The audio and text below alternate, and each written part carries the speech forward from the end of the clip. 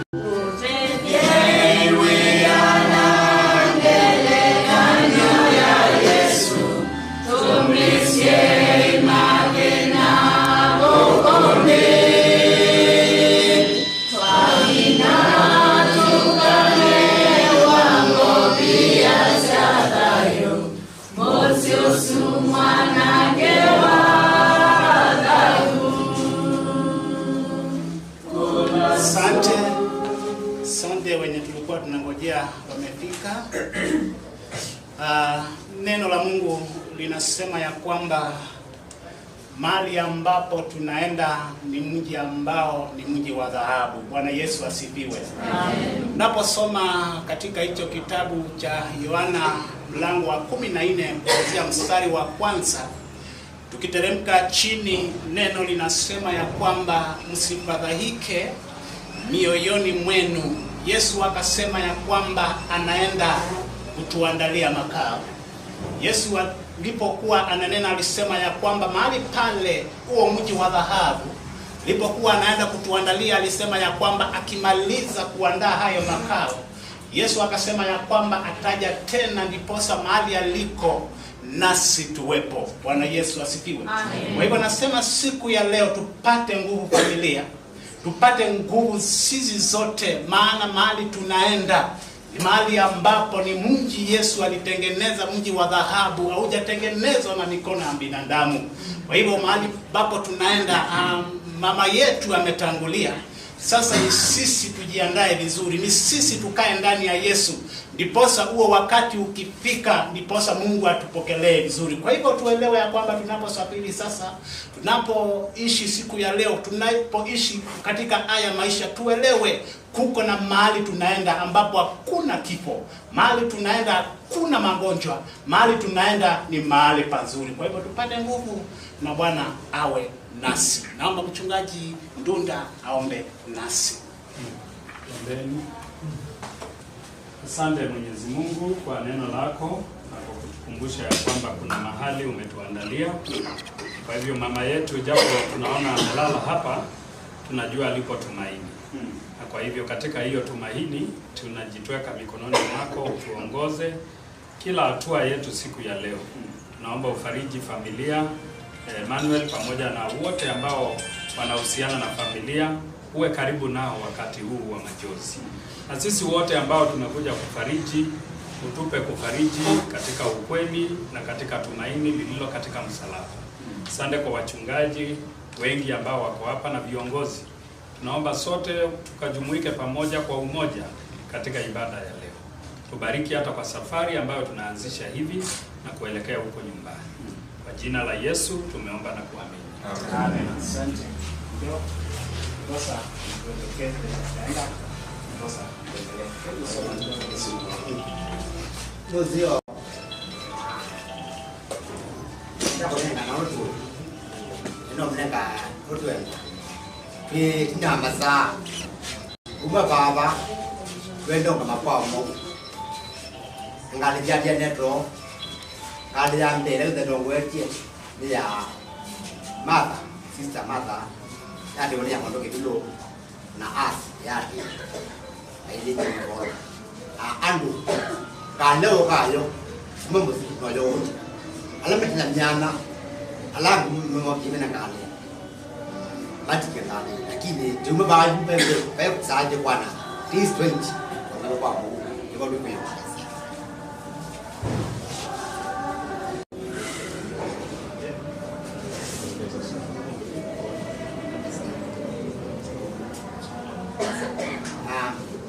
It's very important. The man of my Ramco, the one. You would go there. Having one more there. Now, and you go there again. Alamina Galiba, Chilanyana, Mok the Moko, they can not Alamat Nangali, Mama the Limbabea, one day edge of the peace.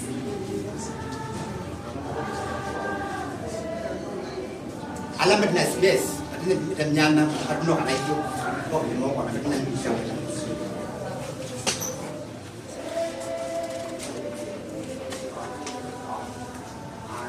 I'm talking about what you said.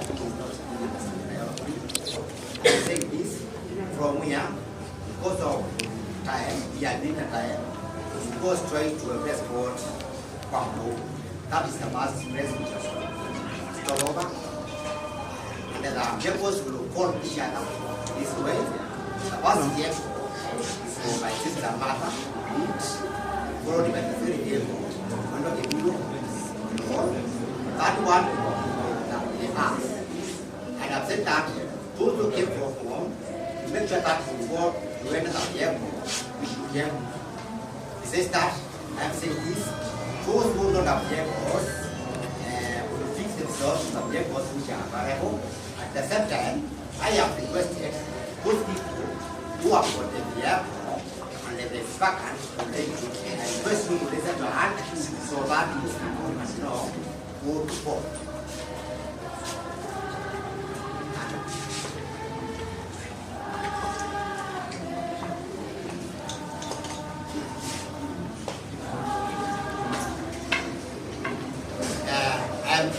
Also, I've noted that there are some people who have come from Dubai, have not observed the assist. So there's his fast concern, but he will observe the body. I request them also to fall safe. Sawa sana. Tunaanza kufunguliwa kama hujatazama mwili uangalie kutoka nje ndipo sasa kwa sababu.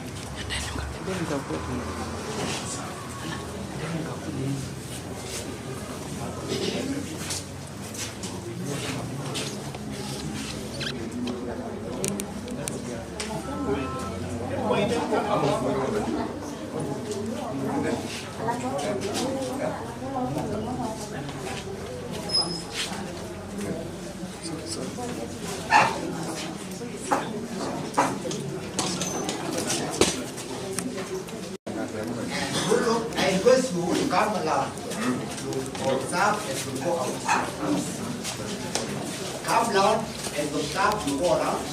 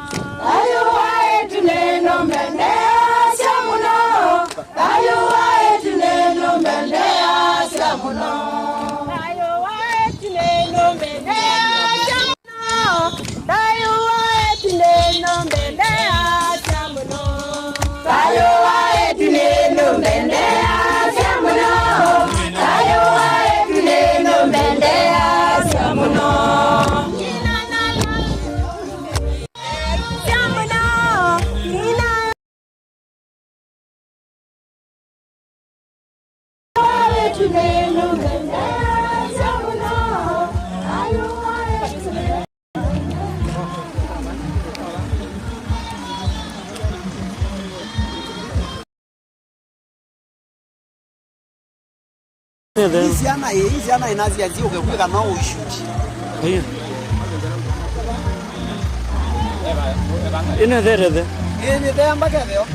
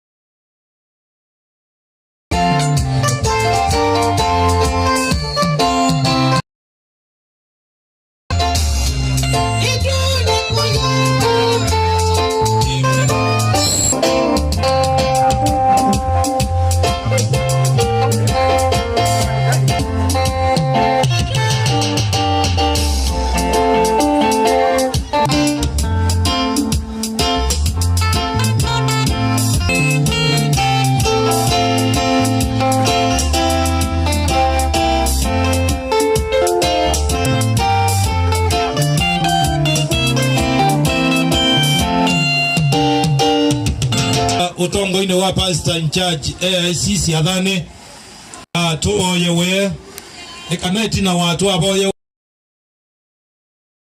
mukoli londo wako kuwa mwina kutoa nyumba. Hivyo basi nasema kwamba wenye mmefika karibuni, tuna wa kanisa sisi adhane, alafu tukimaliza hao maombi kuna wenye waliulizwa kwa ajili ya kubeba mwili, watabeba mwili tupumzishe ndani ya nyumba tunapo ngojea kuanza ibada yetu. Tutapata maombi ndiposa tutoe mwili tutelemishe kwa nyumba, ndiposa tuendelee na program.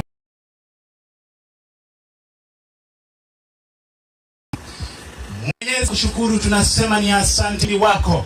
Tangia Mwenyezi Mungu tulikotoka mahali pale Machakos, tumeona mkono wako umetulinda.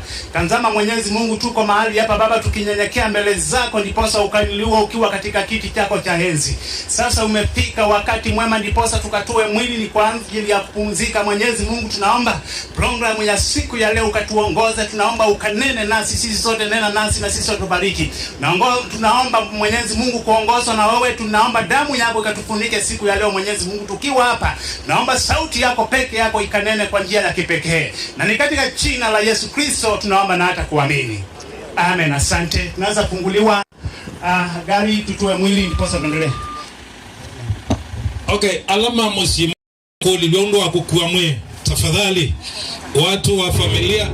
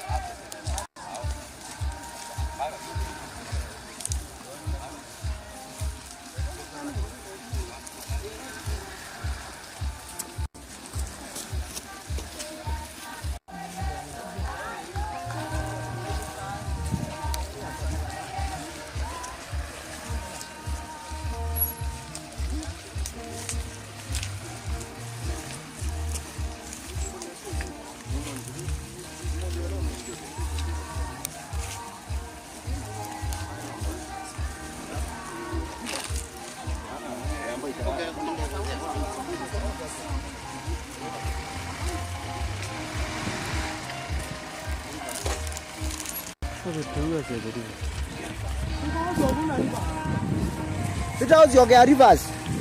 Ndio usiogea rivers. Ndio kutina bana. Kutina. Wala pole. Enda. Hapo enda. Sawa. Enda imepita. Enda tu, enda mbona urudi? Ama ujiri bana. Enda tu, enda.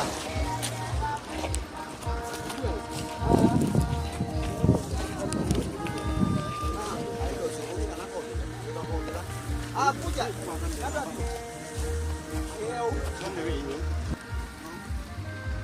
Sawa, enda tu, enda.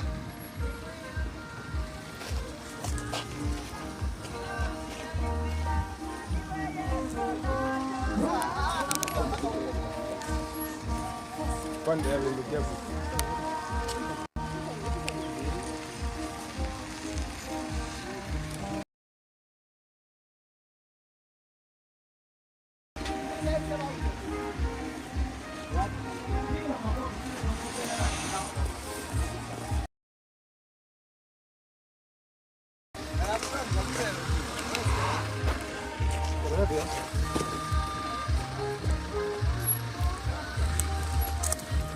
Berapa ini? Oke, ternyata. Oke, ternyata. Ini apa ternyata?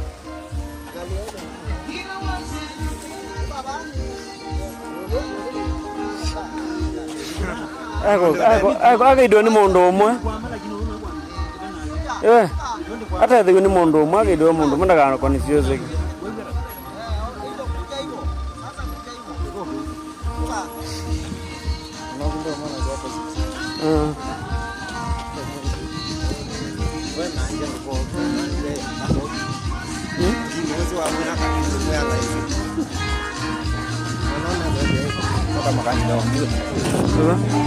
Oh, kamano. Waweze Ai. No mweze. Ndi mweze. Urora ambulance.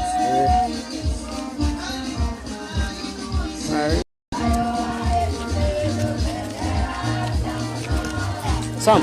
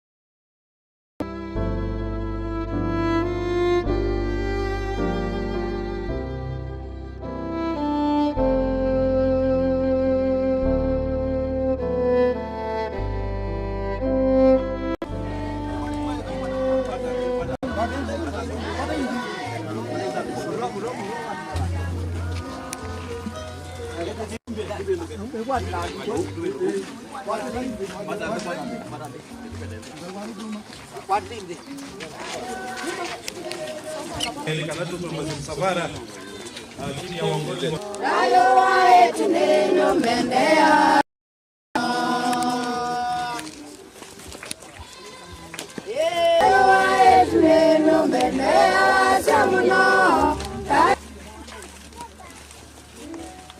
tuendelee tafadhali, tuendelee na huo wimbo. Tunenombendea samuno, ayo aeria, ilani minawi.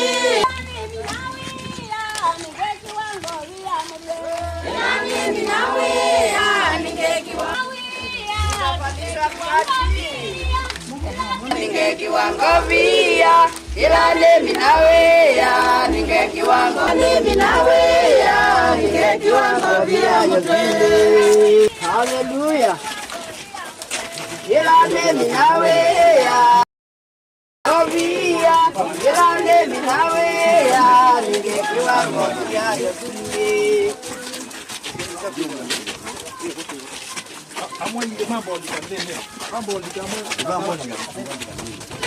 watu kadhaa ndani safari.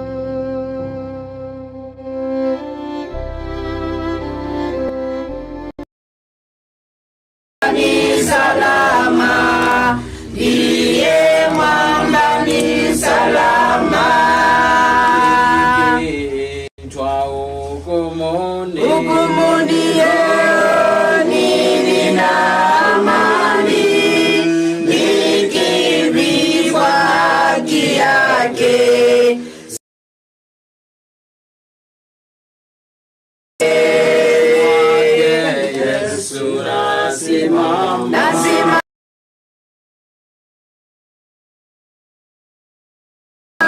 niye mwamba ni salama, niye mwamba ni salama. Amen. Asante. Ndao kuja James Wambua. Edime. Na de edime no ngina twekale tuyumbaneti. Medena ya miaka ya ito me miaka miongo muonza. Kana ula wina miaka miongo nyanya. Inde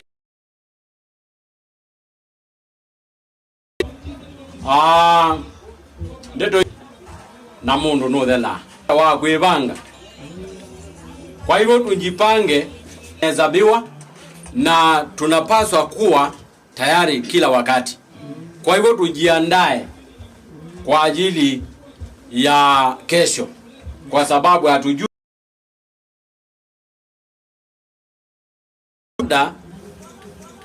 Magi alikuwa amepanga mambo mwaka mzima, lakini wakati wake wa kutoka dunia hii ukawandia. Our Lord, we want to thank you and we want to give you the glory. Oh yes. Father, we pray according to your word in the book of 2. I know, King of all glory, pastors can give mercies, village can give mercies, but they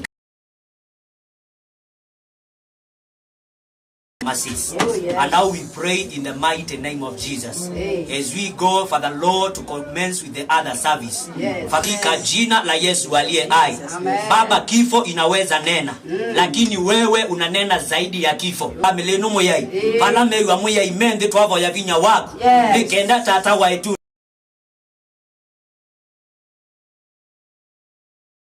Waku ukonekane, utonyi waku ukonekane, setwani ya Kristo Yesu. Jeremiah is crying and he is asking, amaniwa mako, kananiwa ikumasa ubisia kondo, na wameandu na iwe utona mwe waitune, setwani ya Yesu Kristo. Asante. Utatoka wachungaji mbele na wale ambao wanapaswa kubeba mwili watabeba kwa utu malokei ni kenda manike nato.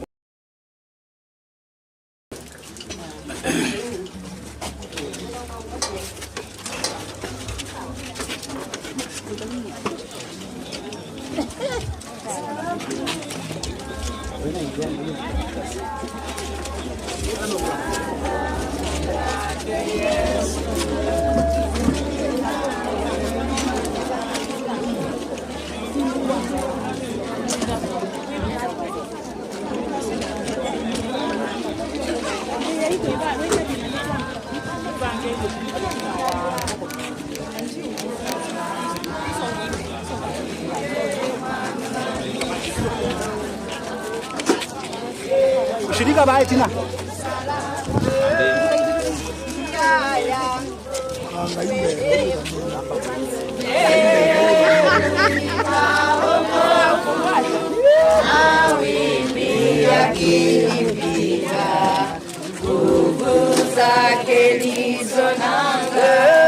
Kwake Yesu nasimama,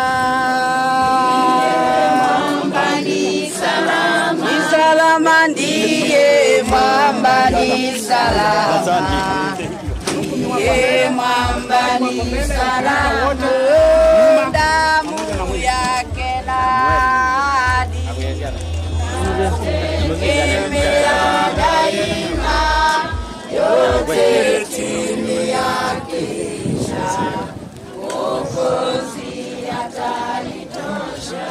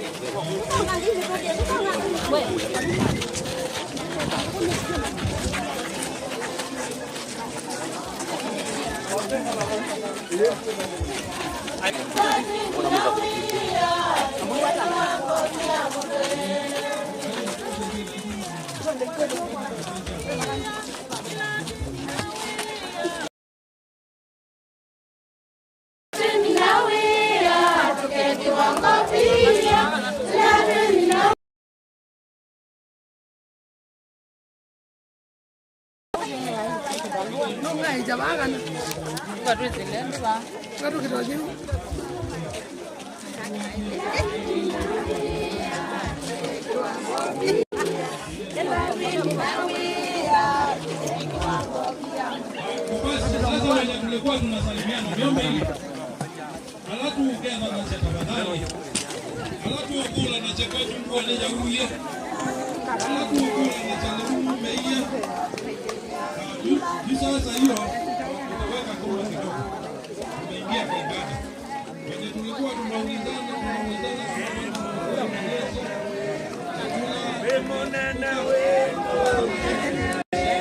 tumeingia kwa ibada sasa.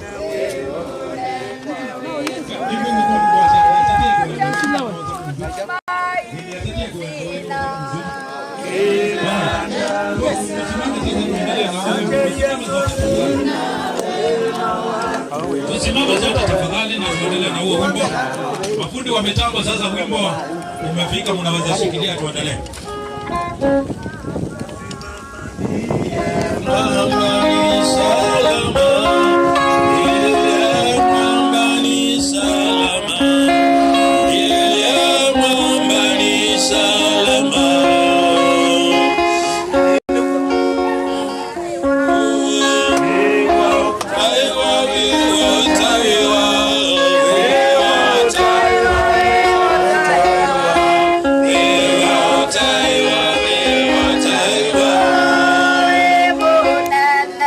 Leta kipaza sauti hapo juu tafadhali, kimoja kitaremuke.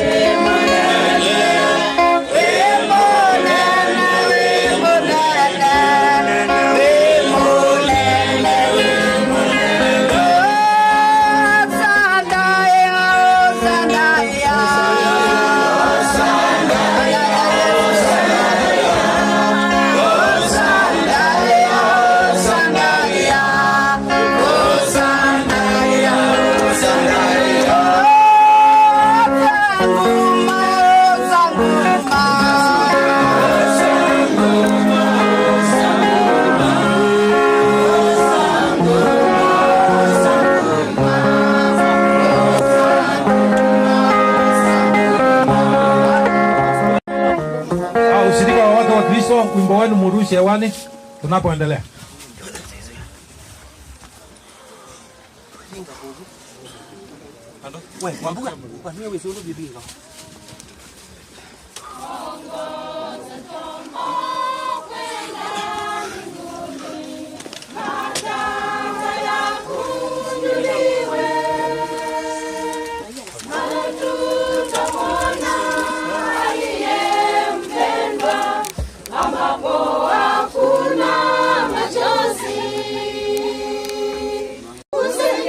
Katika mwangaza, kusengeni katika raha, kwenye raha sikizeni wimbo waliokombolewa.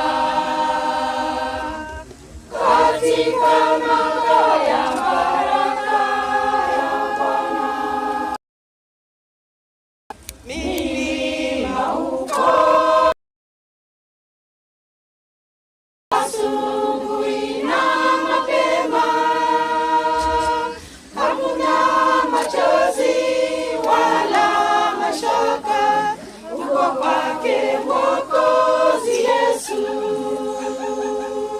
Kusanyikeni katika mwangaza, kusanyikeni katika raha, kwenye raha sikizeni wimbo waliokombolewa. Katika makao Naanza kuomba. Baba mwingine milele na milele. Asante Baba yetu. Na Baba, katika jina la Yesu Kristo tunashuka chini miguuni pako.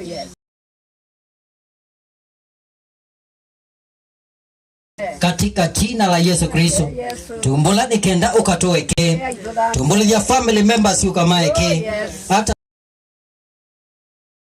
tumekutanika Baba, katika jina la Yesu Kristo tunaomba utakaso, tunaomba utakaso wa mbingu katika jina la Yesu Kristo. Kila madhabahu manena ama musio, kila madhabahu manena ama ndoeno nitwa mana ngiandaya, nitwa kana baida wane ndo medhayo na makrie, nitwa mana ngiandaya, nitwa mana ngiandaya, shitwa ne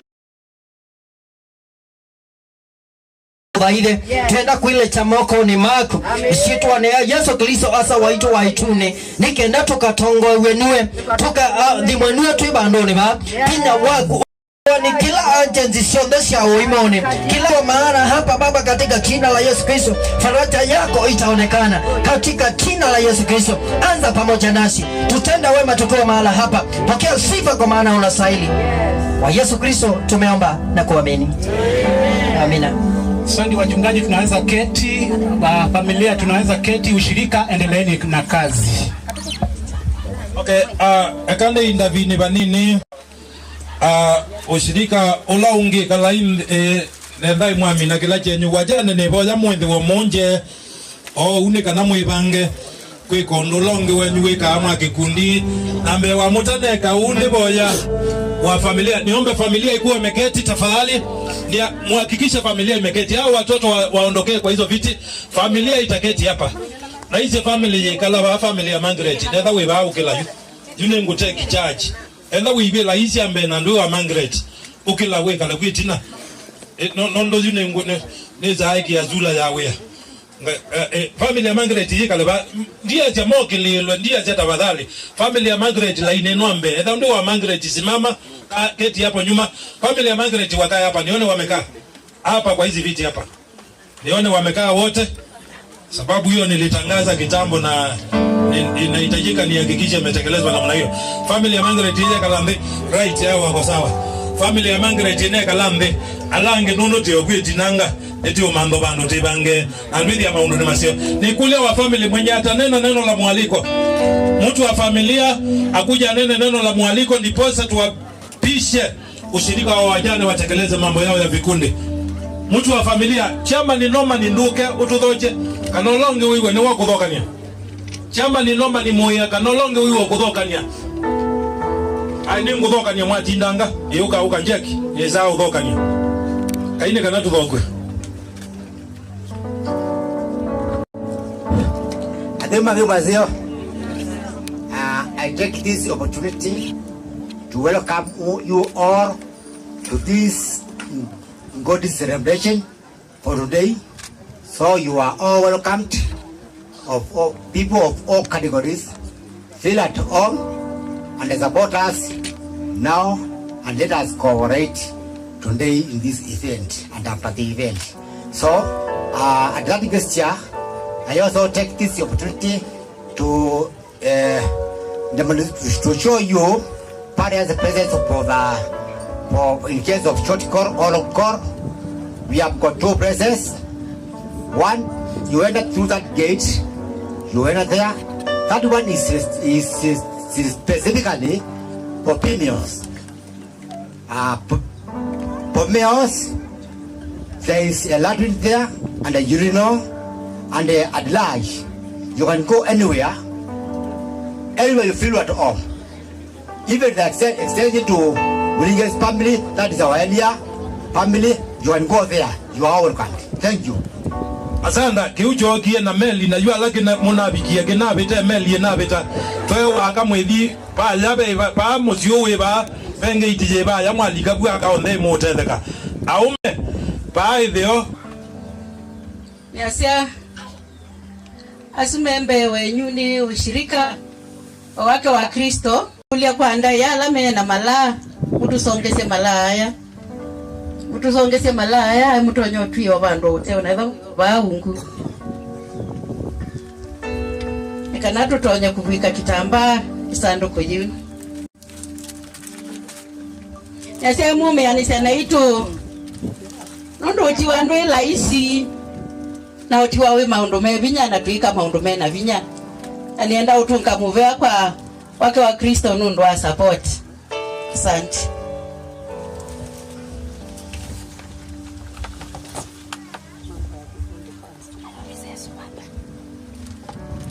Ni asiali tukwika maundu ma kikundi tuyamba kwete ngedisi ya wikwatyo kwa family ya Magi na relatives na kilo mwe ukieva na nitu omega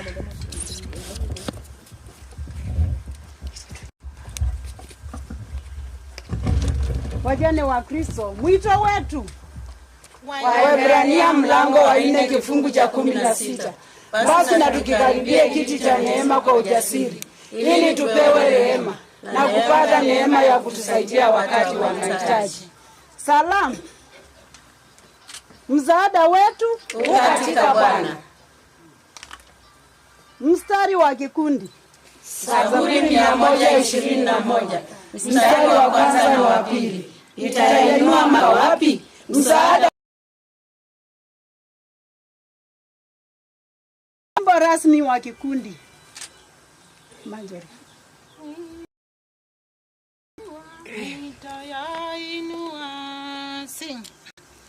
Nitayainua macho yangu nitazame msaada wangu katika Bwana. Tumaini langu katika Bwana.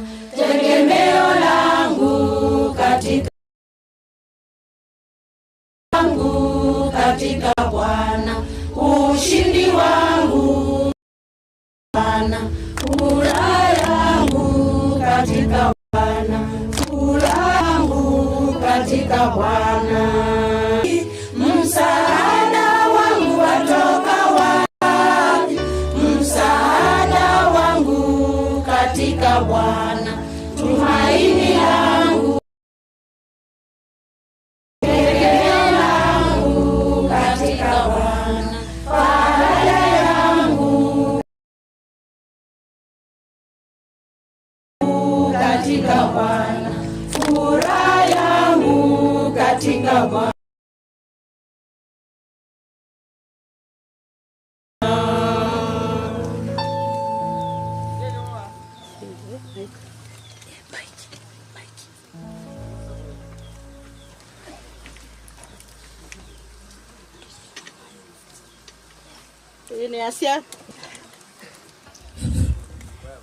Ini asia asini mama unduma kikundi anundu tuisa idha na saa ingi siya umia ukuse witu kwa Magi endaita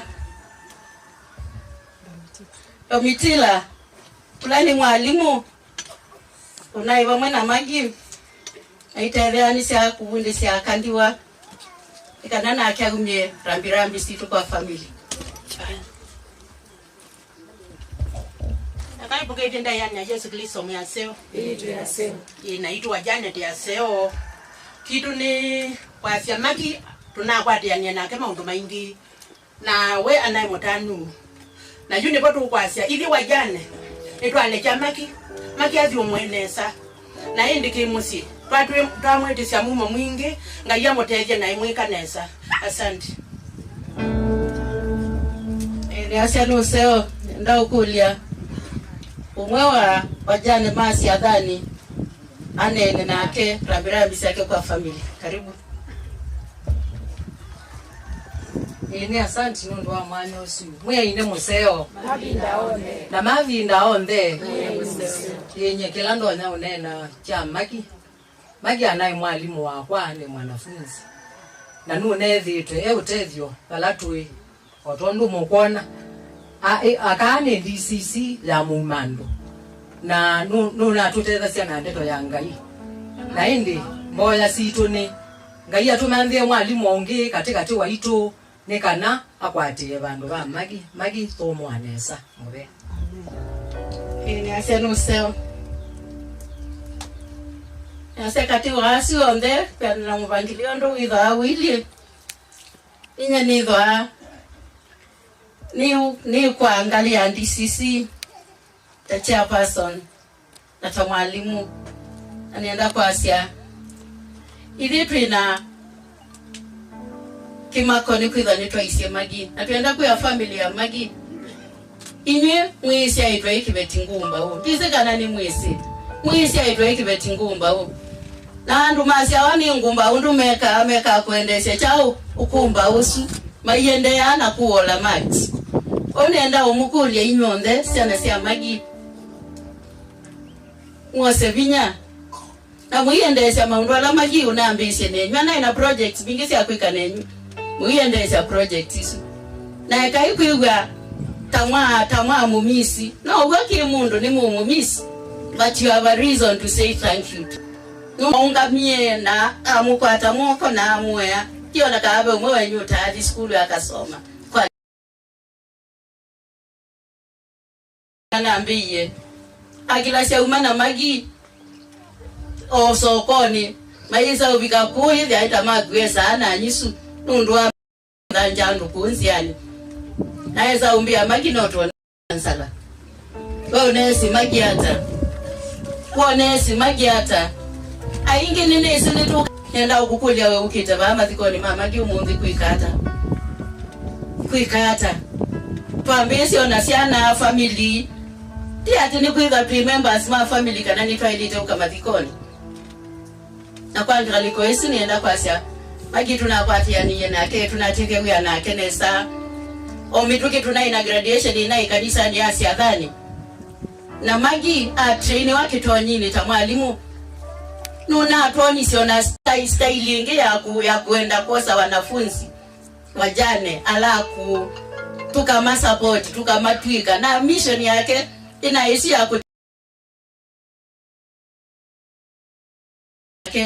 lilikanai kutunga kwoko kwa Magi na kutevya ndo alangi aku me around kini chongo mukulia naende adume kanisa manyaimu ina jukumu si anaishi ni senyu atoi mwina jukumu si anaishi ni senyu wako manana mwana mukelelie wono mwana aliko undu mukelelie au kulio undu mutabia no imunenga advice yako sawa wimunenga advice yako na nenda kwa Asia ngai no kuikuika na ngai no kuikoselela mwanya ni usuwa Magi na yususia ndaye ma ususia in a special way atwenda utunga muveano ndo adha yuwa Magi atwenda kwa Asia ngai nakamuthumusie walawe we mambiye asante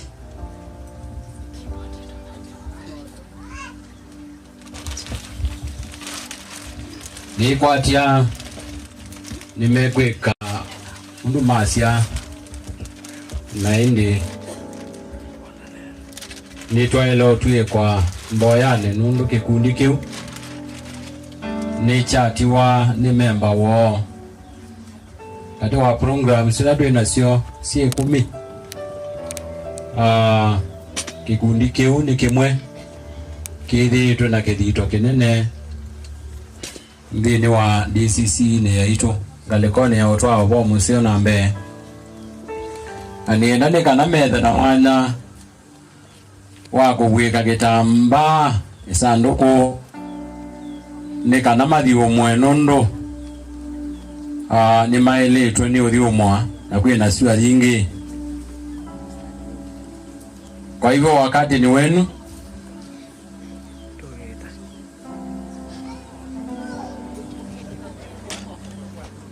tumedelete ne kana methiwe mai teria wiosu nimeuka mabwike kitamba isanduku iko na saluti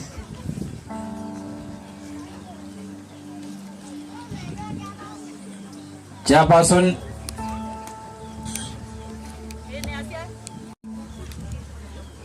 ni mwenda Mike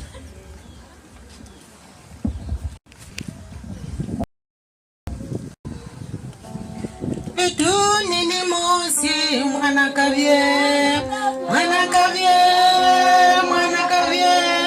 Etuni ni mosi mwana kavye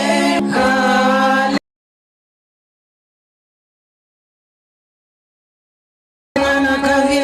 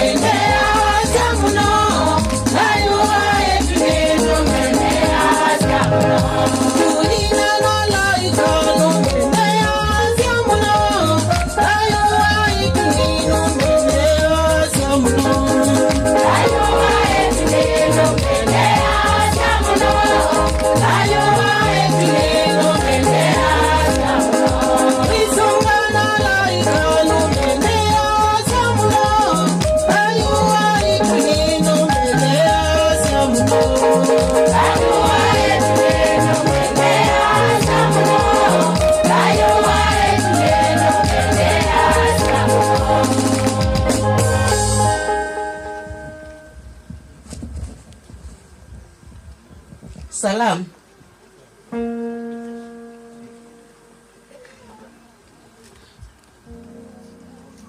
Koma mwento ukome na uvosi. Koma mwento ukome na uvosi.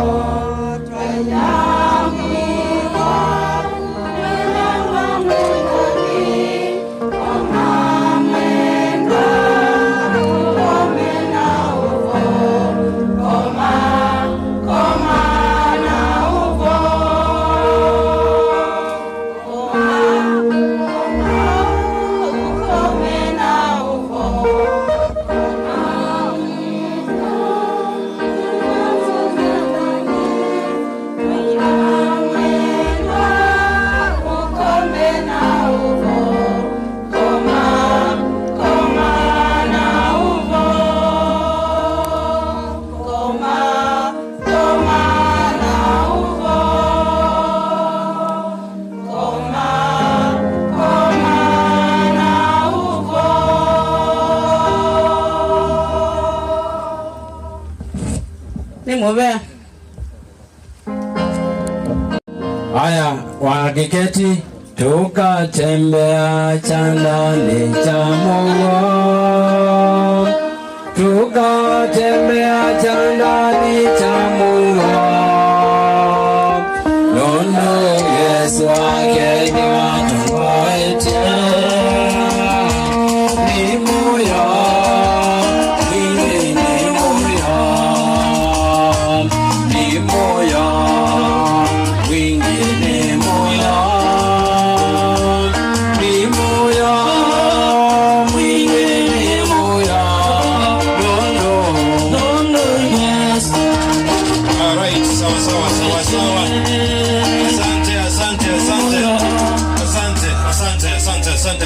kwa ajili ya hiyo.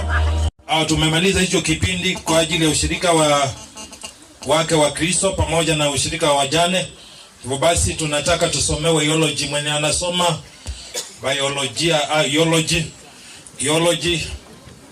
theology mwenye anasoma tafadhali ula ukuzoma mabenu wazoma uka kama beguka kama beka nini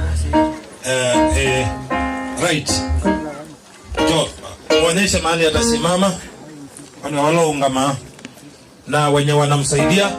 Tusaidiwe na kipaza sauti kingine tafadhali. Shika hiki. Na tusaidiwe na kingine kipaza sauti kingine. Steve atakaye.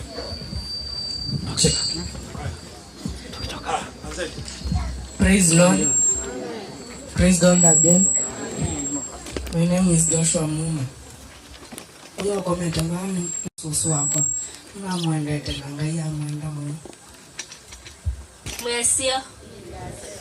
Na kwa ni mwesio kwa masiro ni masimbeka kivunja. Uwe komete vani anti ya kwa.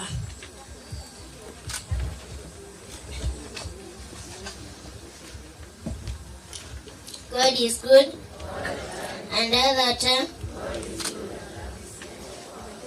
My name is Fiona Kivunja. That was my hand. I was loving.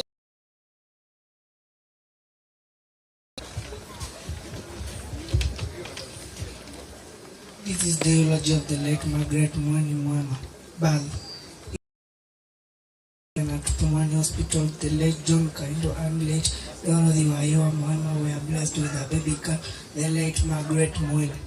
Margaret was the firstborn among other siblings, namely Ruth Mugo, Kioko, the late Peter Mosembi, Mary Theophilus, the twin Veronica Tully and Lucy Mumo, Nicholas Mumo, Wycliffe Musyoki, Jennifer Mino, Zipporah Bina, Benjamin Musyoka, and Stephen Mwindi. She was a stepdaughter to Susan Mwema.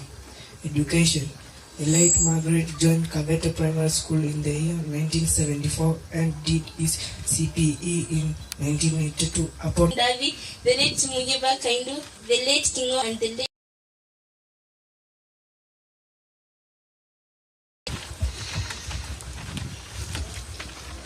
She was niece to the late Watuka, Mutua Kaindu, Makau Kaindu, Sarah Judah, Mtete Muya, Jonas Kingo, Nathan Kingo, Mwema Kingo, Nitu Kingo, Peter Kingo, Rhoda Ngui, Esther Kamoya, among others. Cousin Tundeto Watuka, Wavina Kinyasia, Soni Muya, Zilani Mbivi, Stephen Katunda, Binya Samuel, Florence Kaleche, and Margaret Chalo, among others. She was in-law to Haron Kasioki Mbinda, Karo Kasioki, Charles Kalindi, and Phyllis Kingo. As Doctors Plaza, Germany Center and the Level 5 Hospital. She was diagnosed with athletics. She scrambled on 26 October 2025 at 6:30 p.m. while under treatment. She passed on at the age of 58 years.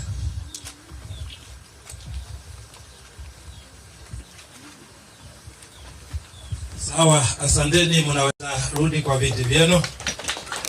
Hiyo tumesomewa, kwa hiyo tutakalimani. Natumai nitaita tu mkalimani moja ndio akikalimani hiyo ndio tuingie kwa kipindi kingine. Wayawa nduke treasure bit yawe okay alioleke uke walioleke dio mku usembe semba waliole. Mkalimani atakuwa mmoja tu, atakalimani neno moja, alafu tuufuke kwa kipindi cha praise and worship. Tusikie neno. Mkalimani atakalimani neno moja tu, alafu tuingie kwa kipindi kingine.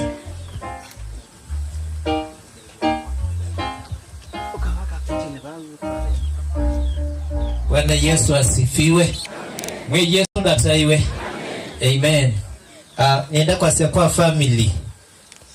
Ngayula unenga na faranja Mungu amuonenge ukiakisiola wailite amuike nesa na kwa atui kwe kanisa ya sisi adhani na jinsi wajane mmefanya ngaya muike nesa nondo. Thank you and congrats.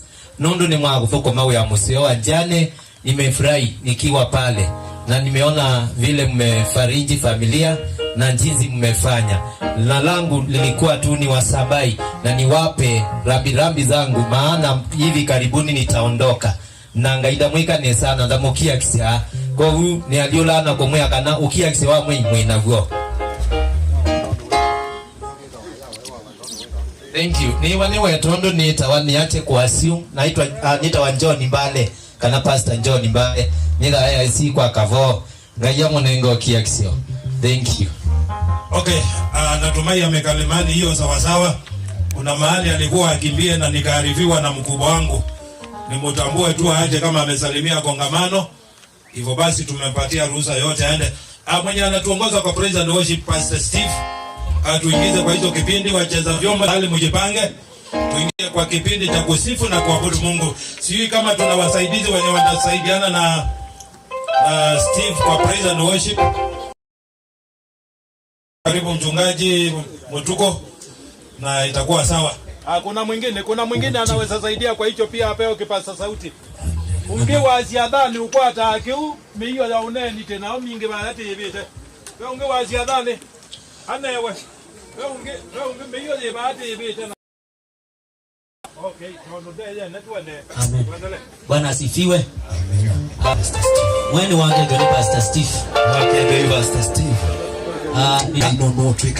Kabla tujaingia kwa ibada hivi tutanamba vya kiraidoni nenda ukolika nyatau kana kuna jambo moja ambalo tumezidi ambaye amelala hapa. kanabe undomwe tupitokete utukomete bano. Maandiko inasema na mwenye pumzi amsifu Bwana. Biblia yasa ekaona wina meuki akamudhaira moyai. Kwa hivyo siku ya leo Margaret hawezi akasifu Bwana. Mudhana wa muntu maginga tona wa irangai. But you have been given power and life to praise the Lord. Kina wina binda na dhani wa mudhaira moyai. Hicho kitumi maandiko manga imekwasya. Ndiposa neno la Mungu linasema David apitilete kisioni cho. Daudi akipita bayo kijiji yao. Alipata watu ambao wanaabudu sanamu. Noethe ando meudhaira ngaisi ande vyana. And the gods of that village was called Teraphim. Na ngaisi ando esu zeta wa Terafi.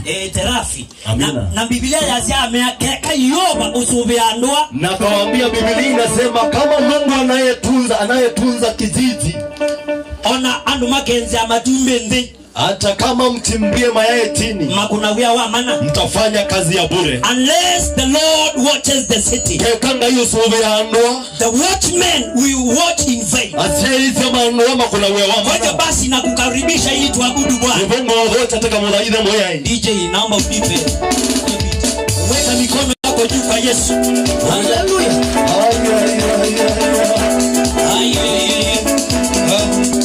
Sahau kwa kuwa yote kwangu ni ushuhuda na nimetendea Bwana siwe. Sahau kwa kuwa yote kwangu ni ushuhuda yale umenitendea Bwana siwe. Sahau kwa kuwa yote kwangu ni ushuhuda umenitendea Bwana siwe. Sahau kwa kuwa yote kwangu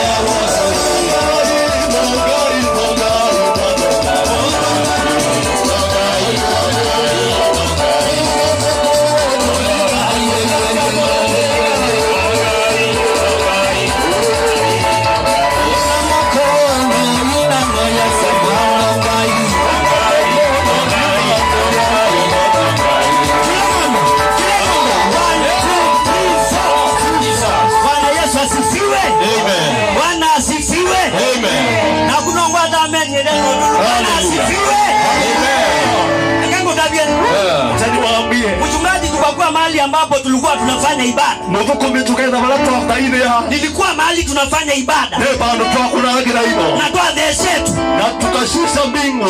Ndimi ninakunawa. Kama ni ndimi zilifanyika. Na kinyanende bakanda barabara. Nikazidi nikifanya hiyo sakara. Ele tubeba haitina. Jana akiwa nyuma. Ewe kauamu. Nikasikia amepiga duru. Kadhanu kakambia no. Akaruka juu akasema no. Na kwa nadhanu kanakia yes. Na juu nikaruka nikamwambia ndio. Akaruka. Akasema no. Asiye. Na kwa na say yes. Na mimi nikasema ndio. Mikono mbele za Bwana tumwambia anatawala. Moko mamume wanaitumia nutonda. Inua mikono yako mbele za Bwana. Ukija moko mamume tumwambia anatawala. Tumwe mwinu tawalite. Ya Bwana. Angalia Bwana. Angalia Bwana.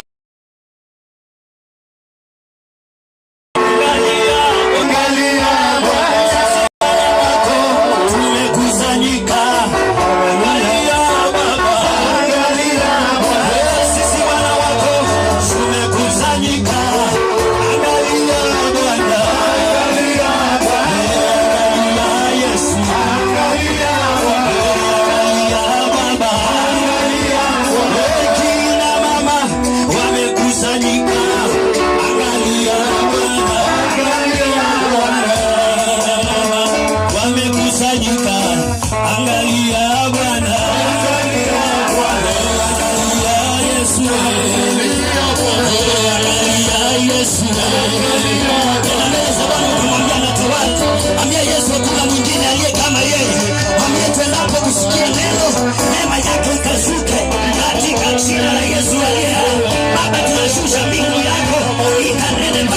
Tunakataa kila nguvu ya shetani, kila madhabahu yote ya shetani, tunakatana nayo kwa jina la Yesu. Tunatangaza moto wako Bwana katika jina la Yesu aliye hai. In the mighty name of Jesus. Bakana la bashikana la wasaya. Lekana bakana bashikana la wasaya. Lekana bashikana la wasaya. Katika jina la Yesu. Hakuna mwingine aliye kama wewe. Hakuna wa kufananisha na wewe.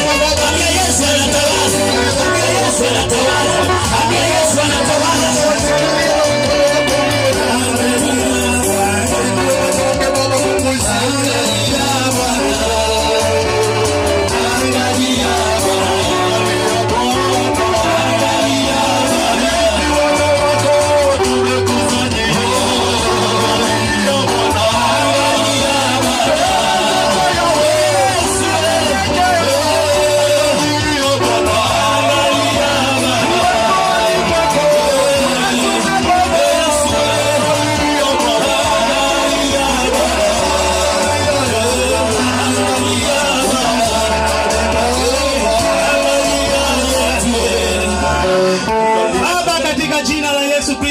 Tunaliinua jina lako. Ukisema ni asante kwa maana ni wakati mwingine ambapo umefika. Ndiposa ukaendelea na kunena nasi Mwenyezi Mungu. Liye juu tawala katika kiti chako kitakatifu. Mwenyezi Mungu tumekuinua. Tunanyamazisha kila maroho ya shetani katika jina la Yesu. Tunasema na kutangazia shetani na kumwambia na nafasi. Siku ya leo tunataka kunenewa na wewe. Wacha mbingu ikanene siku ya leo kwa njia ya kipekee. Sauti yako ikanene. Tumia mtumishi wako kama vile ulivyokuwa umemwandaa siku ya leo. Mwenyezi Mungu tumenyenyekea mbele zako. Ndiposa ukainuliwe ukiwa katika kiti chako cha enzi. Na ni katika jina la Yesu Kristo tunaomba na hata kuamini. Amen. Pigia Bwana Yesu makofi. Thank you. Bwana Yesu asifiwe. Mweya Yesu ataiwe. Amen. Pendo mavisa nisemo the nondo muungama mwesa ivango tuende inywe mwe experts. Mweya indataiwe. Amen. Leo tuko na furaha kubwa. Mazishi ya mama leo ni ibada kamili. Na mtu uzikwa vile alivyo. Mundu adika wondo ikete hata. Kwa hivyo tuvumiliane, tuna muda mfupi, hatutaki kuwapotezea muda. Wachungaji hapa ni wengi. Wachungaji ni wengi na mchungaji Meshe ameniheshimu kwamba nilete neno na tutawatambua pia wachungaji baadaye. Lakini pia amenipa ruhusa kidogo nitahusisha wachache wenye tumetoka nao huko AIC Ongata Rongai. Rongai mnasikia ikitajatajwa kwa sababu baadhi ya watoto wa boma hii wamekuwa washiriki wetu huko Rongai. Na si inakubalika kwamba tuje. Na kwa sababu kuna wakati wa speeches na kuna wakati wa kutambuana, huenda sitafanya hivyo saa hii, lakini ni vizuri pia waonekane kwa sababu hapa kuna watu wawili muhimu kwetu kama Rongai. Kuna Emmanuel, nitaomba tu usimame uonekane. Na kuna kajina nimesikia ukiitaitwa huku sitakuita. Najua nasikia mtu anamwona kuanga na fulani kajina ingine fani. Hiyo tutakuita ukiwa huko, ukiwa una majozi na mke wake, sijui Dibora kama nimemuona leo. Dibora ako hapo. Emmanuel ana jukumu nyingi sana kanisani kwetu. Na kuna baadhi ya vikundi tofauti zimewakilishwa, ikiwa Sunday school yetu kwa sababu yeye ni mwalimu wa Sunday school, ni kiongozi wa fellowship na watu wako hapa kusimama na Emmanuel. Pia Dibora anahusika kwa huduma huko, na zaidi kanisa la Rongai liko na shule na yeye ni mwalimu katika shule yetu. So we also have some staff members from our school representing the fraternity. Kwa hivyo si hao ni watu muhimu sana. Na kwa hivyo kwa niaba ya hao mnaweza kuketi, si Wanarongai msimame. Wanarongai tafadhali popote mlipo, ili nafasi ya huko mbele hata isipokuwa nyingi msinilaumu sana. Hapo kuna wazee wa kanisa, tuko na mzee anaitwa Kiarie pale, kuna mzee anaitwa Karanja, kuna mzee anaitwa Mr. Rope all the way from Rift Valley na mke wake wako hapo. Tuko na uongozi wa mama Mrs. Mwilo ako hapo. Tuko na wachungaji Pastor Betty my wife, kuna Pastor Grace pia nitamtumia, mtamuona. Na tuko na mzee wa nguvu anaitwa Reverend Rubukuza all the way from Congo. Hii mazishi iko na watu kutoka mbali. Tunashukuru Mungu. Na kuna wamama wapendwa kule nyuma. Mzee ni wewe peke yako umepigiwa makofi, hata wewe jipigie. Kuna Mrs. Karanja hapo, na pia tuko na wamama wengi hata huko nyuma mnawaona. Sophie yako pale, mkubwa wetu wa polisi, mkileta shida pia tuko na wakubwa. Asanteni nyote mketi. Hata walimu wako pale na staff wamekuja. Tutaweza kuwa na mazungumzo, lakini kwa niaba ya hao wote kuna mzee mmoja alikuja akaniomba ruhusa, akasema mchungaji, mimi naomba tukaone mama wa Emmanuel. Na nikafurahi kwa sababu jana hiyo kabla mama age, the following day on Sunday, nilikuwa nimepigia Emmanuel na Emmanuel hakuweza kuchukua simu yangu. Nilijua maybe is overwhelmed or something. Na mzee Karanja na baadhi ya viongozi wengine wako hapa wakaja wakaniambia Jumapili, mchungaji, we have to go and pray with mama wa Emmanuel ambaye tunamfahamu. Sisi kwetu tunamuelewa vizuri. Mimi nimekaa na yeye, tumekula pamoja. Kwa hivyo kwa niaba ya hao wote, dakika moja, mzee Karanja, msoi heshimu Asioleng ama usalimiane Kikuyu vile unataka. Kanisa la Maomri. Basi mimi ni mmoja wa katika Masai kutoka Olakajiado. Na nimeheshimika kwa hii bomba kwa vile miaka miwili iliyopita tulikuja kufanya mambo ya harusi ya ndugu yetu Emmanuel. Na ni kama mimi nilikuwa baba yake kwa vile mimi niende kufanya decoration za dawari. Alafu hiyo Jumapili Emmanuel tukakuwa naye siku ya Ijumaa. Akaniambia mamake ni tukasema tukuje Jumamosi, tukaona hatuwezi kupatikana. Tukasema tukuje siku ya Jumapili. Jumapili baada ya Kiingereza nikamwambia Reverend, nataka na kuja Machakos. Ikakuwa ni shida kwa vile kulikuwa na marathon ya pale Nyayo Stadium. Saa 7. Lakini Mungu akatuongoza tukuje tukaingia saa 10:30. Na baadaye tukamuona mama alikuwa mzuri, familia wote walikuwa pale hivi. Na Mungu ni waajabu. Wakati madaktari walikuwa pale hivi, nilikuwa naangalia mashine ambao alikuwa anatibia naye, nikaangalia madaktari wanapindua na maina mnai. Lakini nikaona kweli mama anaita watu wake hivi vile tu mtu akitaka kuondoka. Lakini nikasema kwa hiyo tufanye nini? Tunyamaze tuombe. Na nikachukua nafasi ya kuomba, nikaombea mama na wale wote ambao walikuwa kwa hiyo ward hiyo. Na baada ya kuomba, Mungu ni wa ajabu. Ilimaliza katu dakika 10, kutoka nje kwenda pale ndio tuchukua magari turudi nyumbani Nairobi. Imani wakakimbia akasema kumeharibika. Namna gani? Na mama alikuwa anaongea. Tukarudi kwa ward, tukakuta mama amenyamaza.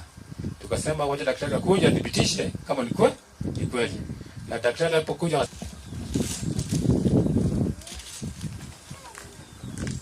tasoma pamoja. Kwa sababu hii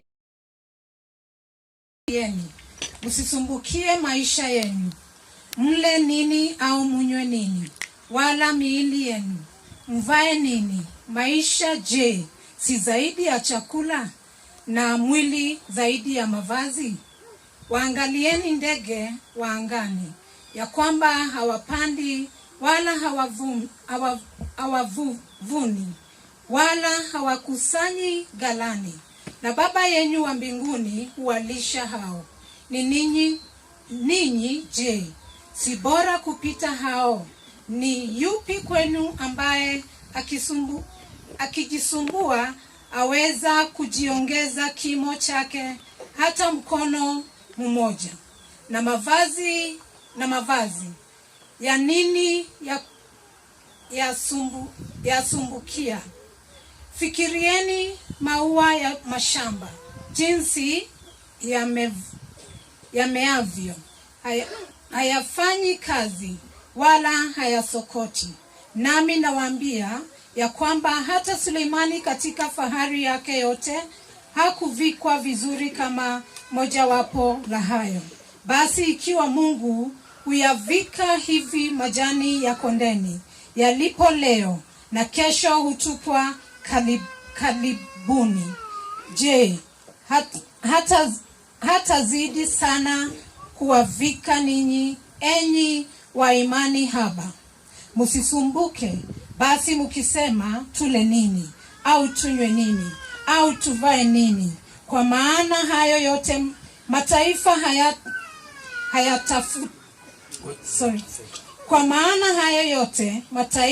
huyatafuta.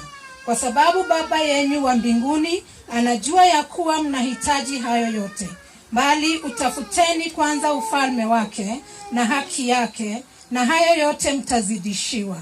Basi msisumbukie ya kesho, kwa kuwa kesho itajisumbukia yenyewe. Yatosha kwa siku maovu yake. Bwana alibariki neno lake. Mwenyezi Mungu, tunakushukuru ni kwa maana wewe ni Mungu mwaminifu. Asante kwa masaa mema ambayo yamefika ndiposa tusikie neno lako. Tunaomba Baba ukatupe utulivu na ukazungumze na mioyo yetu. Na mtumishi wako ukamtumie, na tutakapoona tumemaliza vizuri, sifa na shukrani sitakurudia. Na nikupitia kwa jina kuu la Yesu Kristo tumeomba. Amen. Amen. Asanteni kwa hao wachungaji.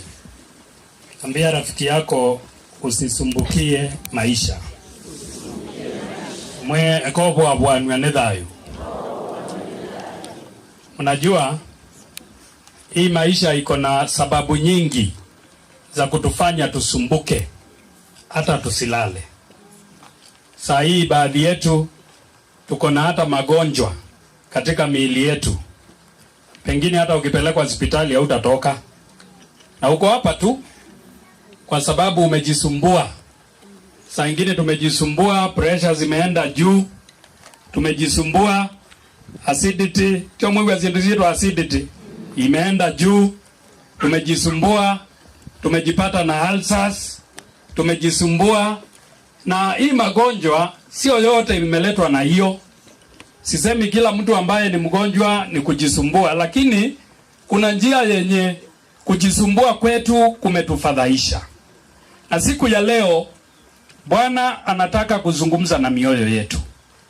Katika mazishi ya mama wetu Magi, neno ambalo Bwana ameniwekea katika moyo ni tusisumbukie maisha. Tusisumbukie maisha. Mara nyingi ninajua tunapopata nafasi kama hii tunataka kutishia kila mtu aokoke.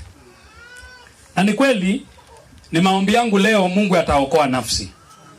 Kwa sababu hakuna ajenda ingine. Ajenda hapa ni mbili. Kufariji familia na kujikumbusha kwamba kifo kipo. Bwana asifiwe. Na tunapokumbuka kifo, hakuna kitu ingine tunakumbuka. Tunakumbuka ya kwamba hii maisha ni real. Na hii maisha iko na changamoto, lakini inaonekana changamoto ni kama ndio nyingi kuliko yale mambo mazuri. Na kwa hivyo mara nyingi tunajisumbua kwa mambo mengi. Tumesumbuliwa na mambo ya kisiasa, hata mengine ya nchi zingine. Najua sasa hivi tunafuatilia ndugu zetu huko Tanzania kunaendaje. Na tunaona kwa sababu ya kujisumbulia maisha na watu kujitakia mambo, hata kuna wengine wameingia kwa vita. Mzee rafiki yangu Rubuguza ambaye ako hapa uniambia kwao vita ilianza tu na vitu ndogo tu. Saa nyingine ananiambia kuna wakati ililipuka tu ni tochi. Kijana tochi yake sijui ilifanywa nini na vita ikaanza wapi? Mnajua mara nyingi vitu vinavyotusumbua hata sio zile kubwa. Kuna mtu hapa anasumbuliwa na kakitu kadogo. Hata unaweza kuachana na hiyo na uishi. Tumepigania viti, tumepigania vyeo, tumepigania pesa.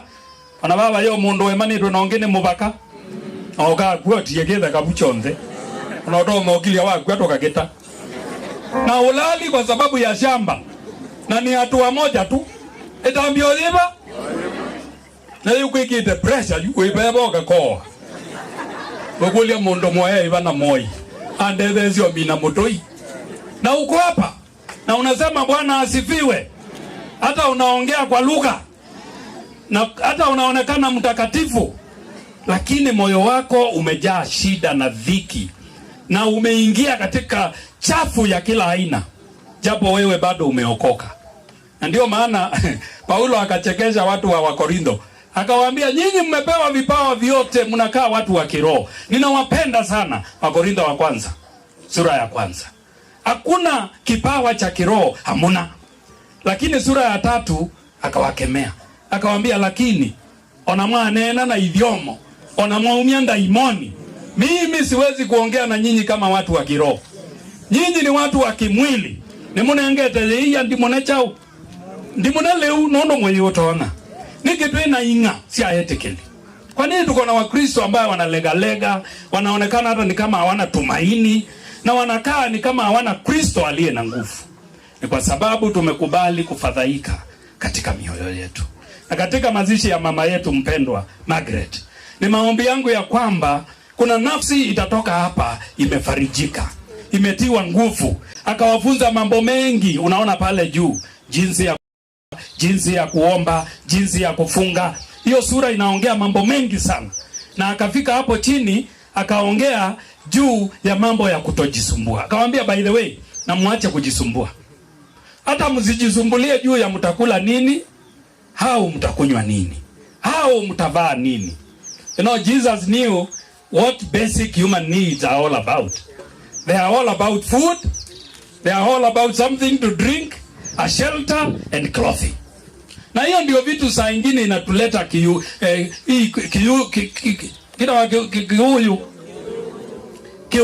hiyo. Unakuta ya kwamba ni kama umegonjeka, ni kama hata maisha haina maana. Leo nimekuja kuambia mtu katika mazishi ya leo kwamba maisha iko na maana.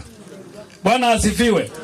Ngaida kuwekea tadhayu withewe wika indokabia hauta kauwe iwetene.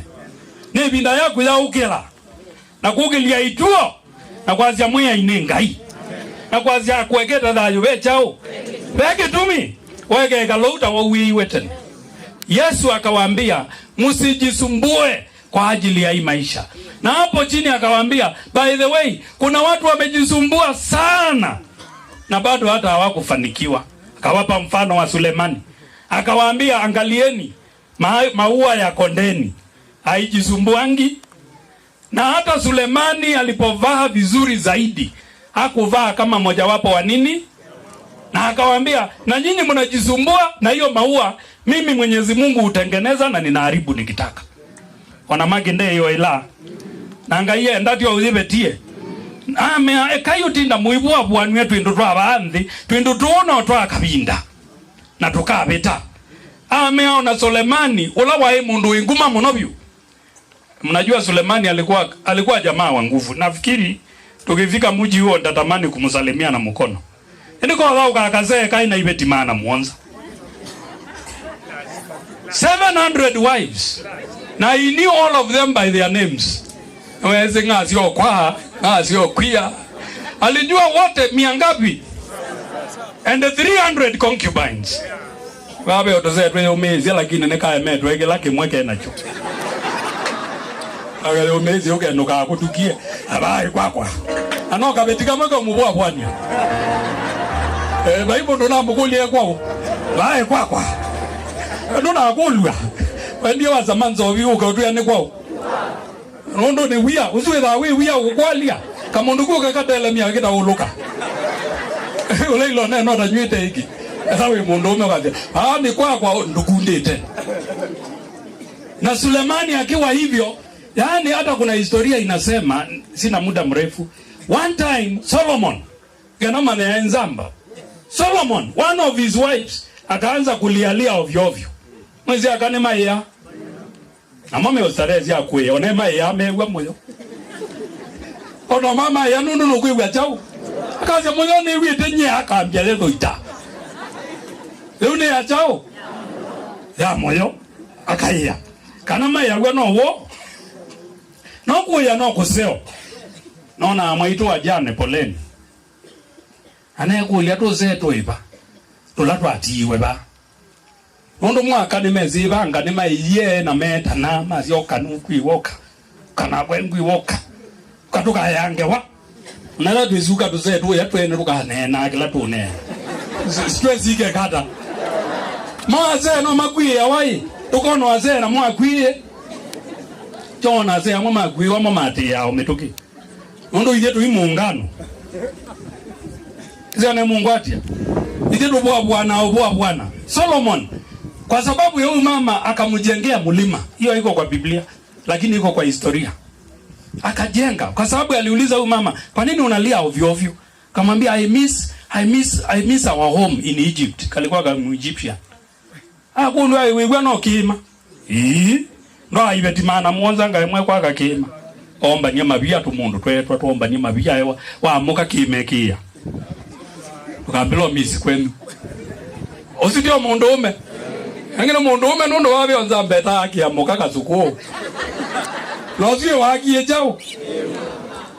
Mungu anatuambia leo tusifadhaike. Tusikubali mambo ya dunia hii ituyumbishe, tuondoke katika imani.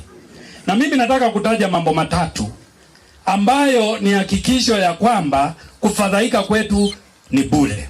Jambo la kwanza, Biblia inaanza kwa kusema, je, maisha si zaidi ya chakula? Simwambie rafiki yako hivyo. Maisha si zaidi ya nini? Na mavazi si zaidi ya mwili? You know, that is a very simple logical question ambao Yesu anawauliza. Let me ask you, you have become so anxious, you cannot sleep, you are so confused, and you are confused because of things that do not matter. You are confused because of food. You are confused because of clothing. In other words, Yesu emakulia hii. Ukanewa mwe. Na inewa ngwa. Waza jao.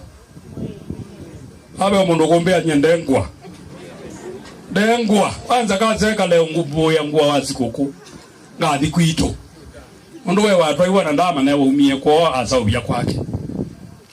Kwa no mabwabwani wene twindo. Wanatukula wethi etububwani siando. Aina ndwege yangu ile suomwe. No wege yo imwe kila chao. Bana bebe bindadweke yao uniform. Oneka tume wa ilaka no itinda ayo chumwa keima. Toke bobo ketu miseba. Kyo cha satani. Wambe odu ya pinja. Kwethina. Kutoina okendo, toina leu na kumbe yuzi yo chao. Ewa mundu ajendi dali ute nama. Wale uni lazima withi wene nama. Na Yesu amea nyinyi Mwache kufadhaika kwa sababu Mungu amewabariki na ile vitu yote ya maana. Whatever matters, you already have it. You have your body, amen.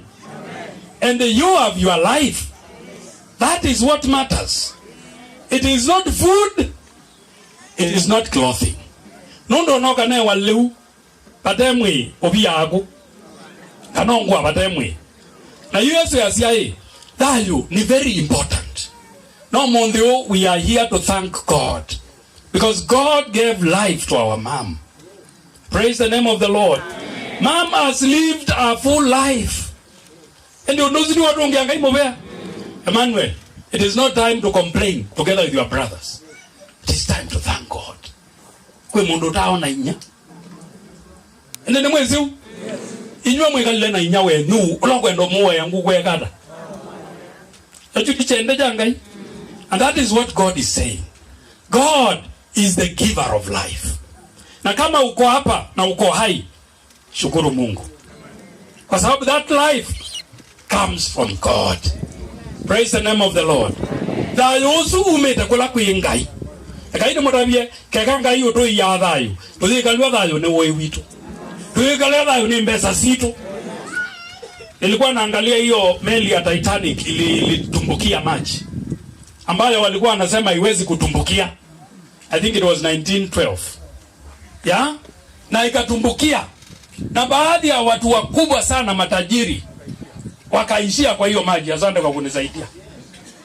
Wote wakaenda. You know what I liked most ni vile walikuwa wanapishana. Wengine wanasema by the way, unajua mimi ni mzee kabisa. I've already lived my life. Kwa sababu lifeboats zilikuwa chache. Wanagawana nani ataingia, nani atabaki. Na ndo maana negotiate hapo, ulokutiwa ne chao. It was not about money that time. They about other things. Beza hii ndo bwabwani zeu akamba na ekuyo na Masai tokaitiwa ba. Bwana asifiwe. There needs to come a time usimame ujiulize, what does God want with my life? Why has God given me this life? Why am I breathing? Because Mungu upeana na Mungu anachukua. Bwana asifiwe. Ninaomba Mungu atusaidie wale tuko hapa tuishi maisha ya kujua ya kwamba hii ni mali ya Mungu. Ile pumzi ninapumua ni mali ya nani? Na ni lazima siku moja ataniuliza ulipumua namna gani? Aba yo andu maombe wa manyu matoa uki. Neno nezengaida kuombe ya chimuni. Uwo bendo iye ekalo yake yatwika chao. Ayebu be ya ne basikale badali no Biblia. Biblia minazi mwe wangu ne kalo yake kwa itamina. Kobe watu hasikala. Wala twika kalo already straight. Kwa wandu kanenge kalo kila kitailete. Nondo dhayo ne wao. Ne wa mwene na we tume ondo kwenda. Tume ondo kwenda. Ona we ndo malaya chapa kabisa. Ezani we ando zainge maiti ndio takwa chumo bo wangu. Nyena kolile. Nyena hizi ndikata bani. Wa ndo dilakazili ko tindo ikla tunini tukamandhasia. Dilatu ilo ele siendo. Ilo ito sendia sia kela no bangie kara. Wede leo na bo wangu. Sisi hatuna ubiri hiyo. That is wastage of airtime. Wando nywa. Unywe. Basi hao bakana ngai kunywa. Ewe wonie mubaka ngai. Jana bakanie nake kunywa. But one day utajua hii maisha uko nayo si yako. Life comes from the Lord. And no, God take your life very seriously. Because it is your life. It is not our life. Pesi Africans do achanga nyiwezi lizira mbuntu. Aida lwe wito. Akamu na bia lwe wako. Na Yesu asia msifadhaike kwa ajili ya maisha ni yangu. Msifadhaike hata mwili ni wangu. Mimi ndio niliwapa mwili. Siku ninataka nitachukua. Jambo la pili, Yesu akawauliza swali la pili. Akawauliza swali la maana sana. Waangalieni ndege wa wapi? Hawapandi wala hawasokoti. Lakini baba wenu wa mbinguni huwalisha. And you know that's another very important question. Akawauliza, je, nyinyi sio bora kuliko hao? Are you not more important or valuable than the birds of the air. And that's another very important point. Jambo la pili, jambo la kwanza nimesema uhai ni wa maana sana. Na uhai unatoka kwa Mungu. Jambo la pili, Mungu anatuambia wewe. Ndio maana wewe ni wa dhamana sana. You know, it is one thing kujua uhai ni wa Mungu, it's another kujua wewe ni wa dhamana kubwa. Na unajua the problem we have, many of us, na sina muda wa kuongea, nataka nimalize. Wengi wetu, we are wired very awkwardly. We are made to feel poor, inadequate, useless, not able. Yani tusaube jokethia ona odhiene amwene winene aonai. Nondo weiwe wanena nesa no ikathia. Aulo ya ni ikathia nthini wa mwe. Ulo nengete neema na kibali. Sisi ndio mona tuweka ni wani gao wona dipindi. That's why I like it. Nondo kanisa wazi we na debate about kila tuita hawa jane. And ndo ligala debate is nondo, it's very complicated. But the Bible has already told us. Na leo tunazika mjane. Asanteni wajane kwa kushika mjane mwenzenu. But I want to challenge you. Hata ukijipigia makofi, are not wajane. You are not. The Bible says mjane wa ukweli. 1 Timothy. Ndio kasome kilujaga tano. Niki utueleza mjane no. Mjane ni mundu lote kindu. No kuiwe na ndechao. Mama mwe na wame anyambe sondo taona na madhegame nasi. Ngeto tubwa bwanya kweta mjane. Na Biblia mwagizi haya hasia. Mtu asiitwa mjane. Hiyo ni Biblia sio ndunda. Kama hajafikisha miaka 60, milembo mwezi ibaya utoa. Kwa bwanya na ita wajane tunakonga 60. Mchangamuke inyo alamu tafike 60 kenda mtu awe inyo. Anaameka ni Yesu. Aisa pesa mwinyo. Atusedwe kuotu na ibeti. Ende na mweze Biblia yazi wenye. Kwani kwa inyo na wasia mundu wamba vijamiaka miangoyana. Nondo baulo waisia. Mundu wao noda vigetia 60. Na potential ya ikata. Kana moyuna na tandu medali.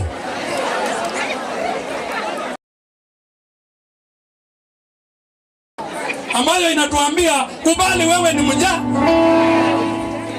Na unajua shida kubwa si kwamba hata hawezi kuolewa. Shida ni wanaume. Haume malikilwe wia wewe amekiwa wadhi. Hawe otuze tute ibeti na ibetinia. Kazeke inuko kwenda muro ezi ngaumia kibetiba. Na niba awetiwa na kacha. Ayakaze baba ni wathe iwe ni weka niwe. Those are nonsense. That has nothing to do with the Bible. And therefore, hiyo nimeacha. Amoya azienda banisio kwa wajani. Ewa kulisaidi ni wewe na anagenda mwana wandweke ndwembeka. Wengine wanajiita yatima. You guys, you are not yatima. You are of great value. Yatima ni mundu watu we desperate. And why mwana me desperate? Emmanuel ga ungama. If we are knowing.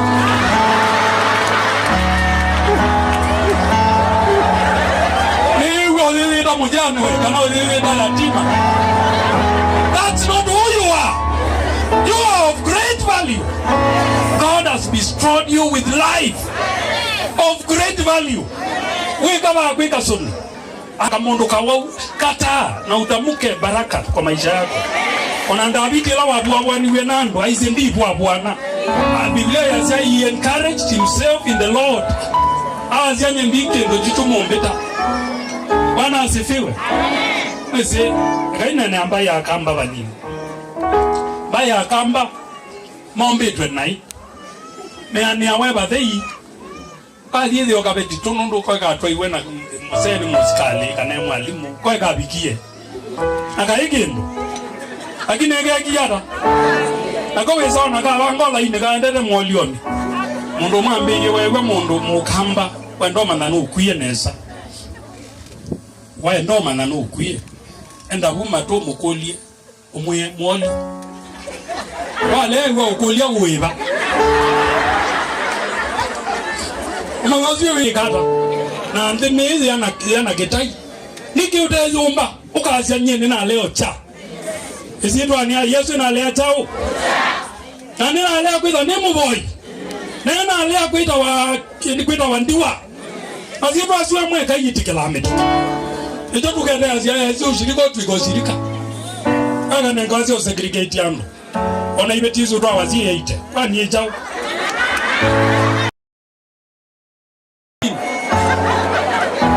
kwani pe uhuku mawende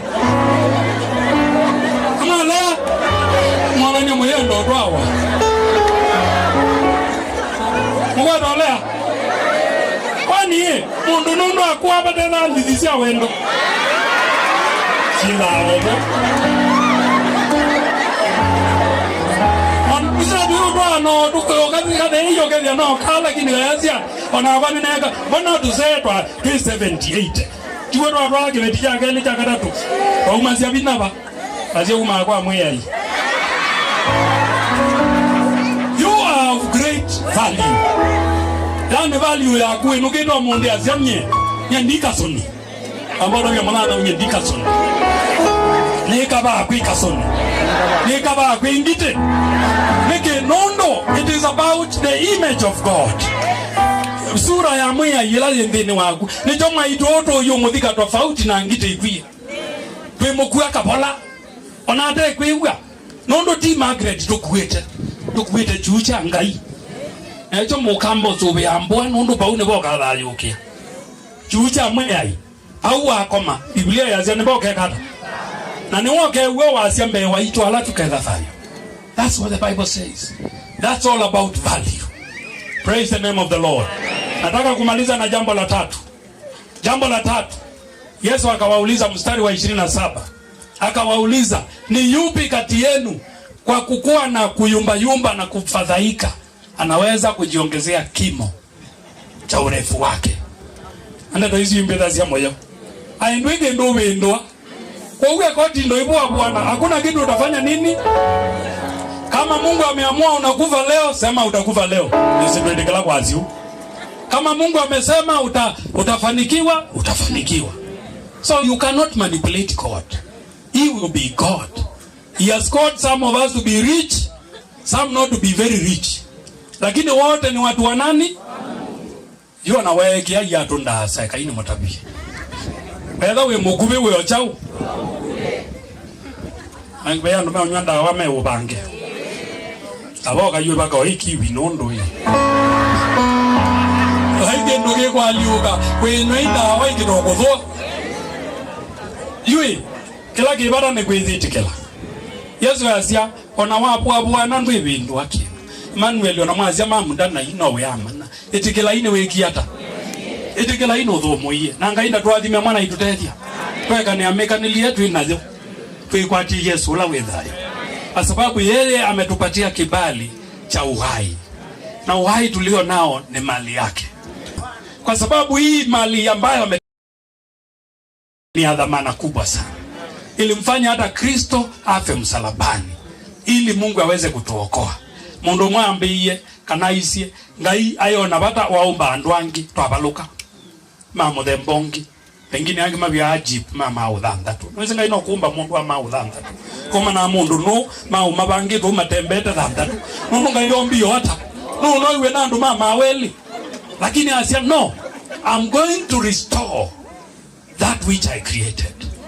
Ngai no to restore it kwake. And as we close, I want us to pray. Anini singai no kweka mutabo. Babe mundu temutangie kuna mtu hajaokoka hapa.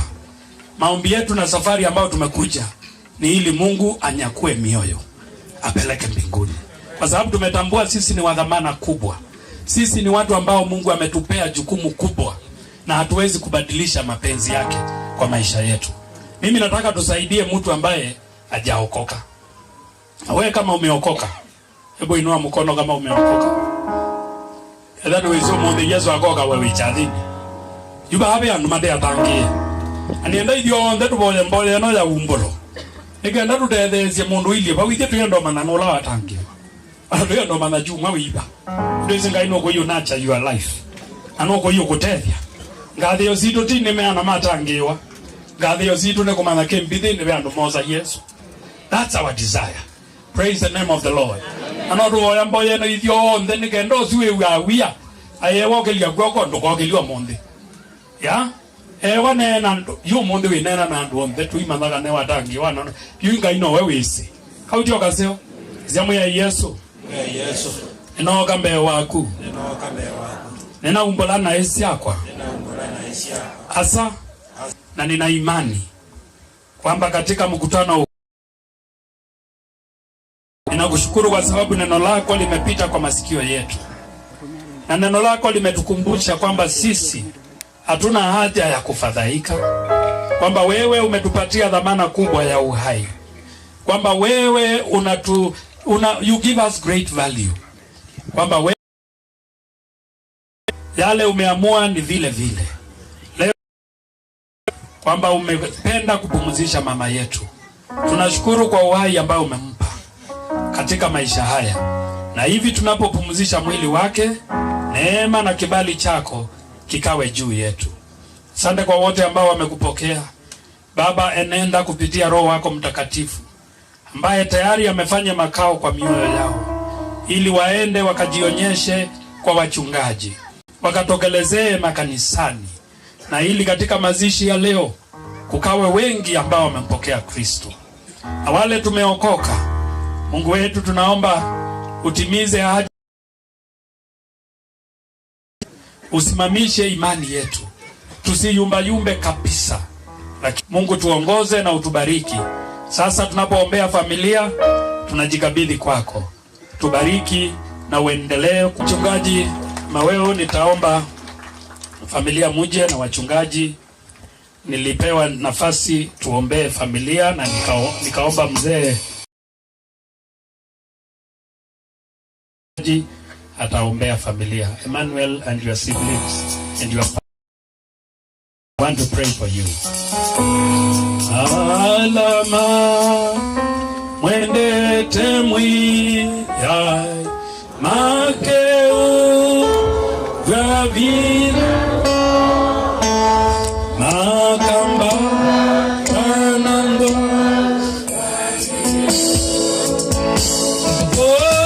makase amboka makata. Naomba tusimame sote. Alama mwende temwi ageu gavina Sasa tusunguke familia. Tandio makase shema mateuno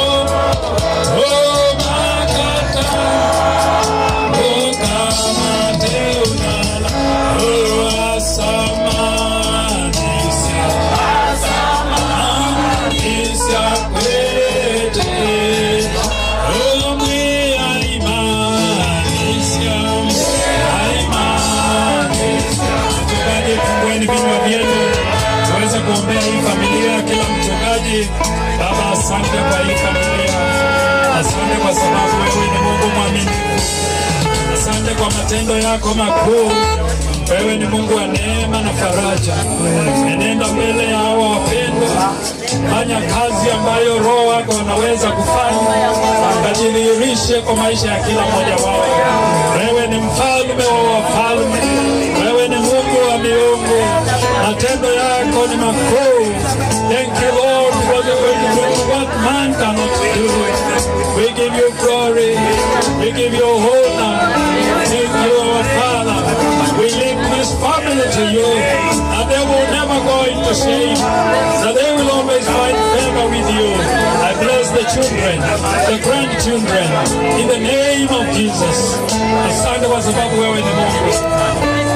Asante Mungu wetu. Asamanisha, asamanisha.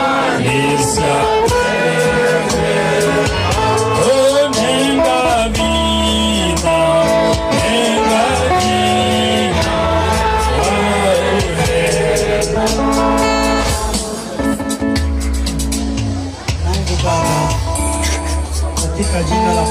wako Yesu Kristo, tu mbele ya macho yako mchana wa leo kwa kikao ni cha maombolezo na huzuni kwa upande wa kimwili, lakini kwa upande wa kiroho tunatumaini la uzima wa milele. Tunahitaji kukuonyesha familia hii ambao ndani yake kuna watu wa umri tofauti, kuna wakubwa, kuna wadogo, na wana imani tofauti, lakini Mungu Baba, tunahitaji nguvu zako za Roho Mtakatifu ziweze kuambatana na kila mmoja kati yao. Neno lako ndilo liwe faraja kwao, liweze kuwafariji usiku na mchana, likiwaonyesha na kuwakumbusha kwamba sote tu wapitaji na wasafiri hapa ulimwenguni, kwamba makao yetu ni huko mbinguni. Tunakumbuka pia kuombea hata kanisa hili ambalo mama alikuwa akihudumu, uweze kuwatembelea, uweze kuwafariji. Tunawaombea wote nguvu za Roho Mtakatifu ili ziweze kuwasaidia wainue macho ya imani, watazame mbingu na waone mbingu ikifunguka kwa ajili ya imani yao, ili neno lako liweze kuwa nguzo katika maisha yao. Tunajua ya kwamba sote kuna siku moja ambayo tutaweza kuketi pamoja na wewe katika ufalme wa mbinguni. Ni hapo ambapo tutaacha kifo, tutaacha maskini, tutaacha magonjwa, tutaacha mambo yote yanayotusonga katika ulimwengu huu. Tutakuwa katika uzima wa milele. Hilo ndilo tumaini la kanisa lako, ni kuketi pamoja na wewe na kupumzika pamoja na wewe na kukaa kwenye uzima wa milele. Mungu Baba, tunatumaini ya kwamba neno lako litawafariji na litaweza kuwa nguzo katika mioyo yao. Ni katika jina tukufu la Bwana wetu Yesu Kristo tunaloliomba na kuliamini, na sote tuseme Asante wachungaji, tukiwa tumesimama, nauliza hawa chairman atusalimie. Wote kuna visa tu mimi ngeue mwe. Tu neta rungama kale kwa wapiga picha safari. Okay, tutasimama tu mahali. Pande hii tushike hii maua pande wenyewe. Ndio tumalize hicho kipindi. Tushikanie hiyo maua, tuangalie wapiga picha.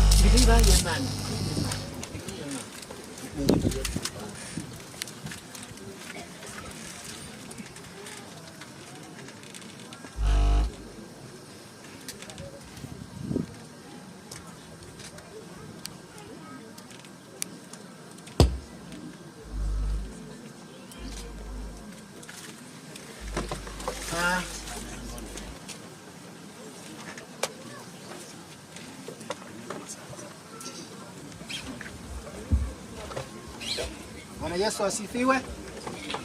Wewe Yesu na hata iwe. Amen. Kwa majina naitwa Reverend Moffat Ndole. Nahudumu na kanisa la African Land Church Mumadu DCC AIC kwa Kadheke. Naende kwa niaba ya wachungaji leo wanikethani.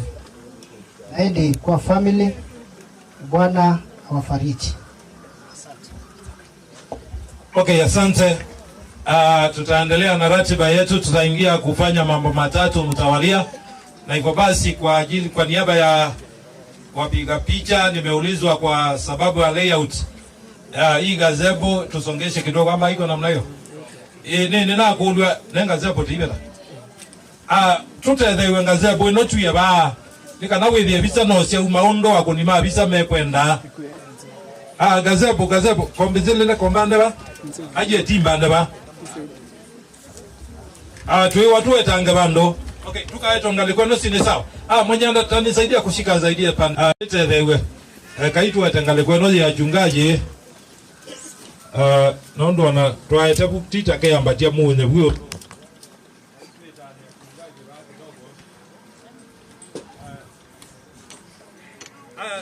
Tusaidiwe jeneza, na kama stima imekatika baka kuitengenezwa kwa haraka. Hii jeneza tunaambiwa tugeuze hivi. Samu ita wenye mlikuwa mnasaidiana. wenye mlikuwa mnasaidiana, na kama stima imekatika backup iwashwe tuendelee. Stima ile wajilika tugeuze moni ndo mawendo. Moni hiyo ndo mawendo. Okay, sio hizo lakini hiyo ndo.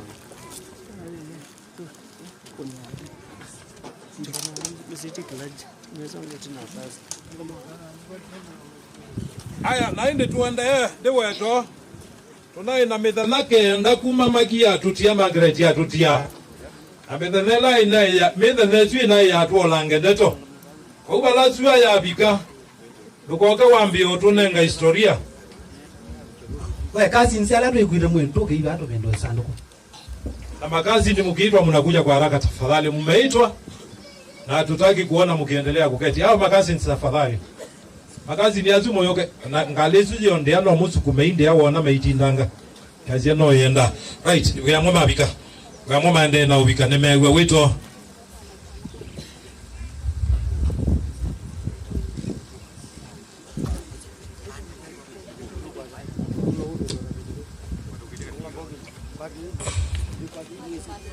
All right. Tuenda ubindwa na tuabindwa wewe yani pasio ona ni hapo ni sawa. Leteni hapa. Etaiba huu.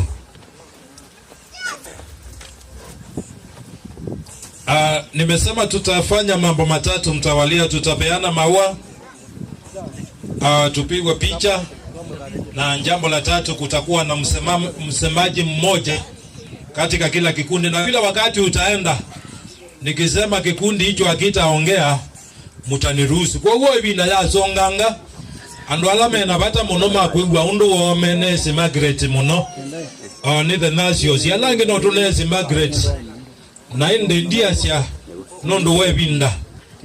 Right, wenye watanisaidia kupeana hizo maua tafadhali ndawaomba tu mkue hapa kwa karibu ndiposa munisaidie. Kwa hiyo na nimeulizwa kupitia kwa familia kana no tukie ku twaete pole twaete osiondo siembemba na inge simboso, lakini be bandu bethiwe na unyibu kidogo.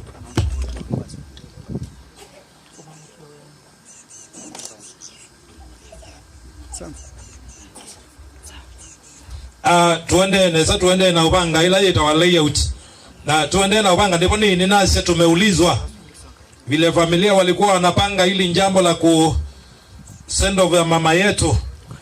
Ngarama zilienda zikasonga songa sana. Kwa hiyo late umya bahati umya ndembo tumyo owelo wa ukegara wa utwika ngoba wa ubataneka nende ano makila jamaa wete wakumya makathuja zula niki no makila jamaa wete wajua inete kumya kona mundu athucha tha ywe kalauta wa tawage landulo. Sorry.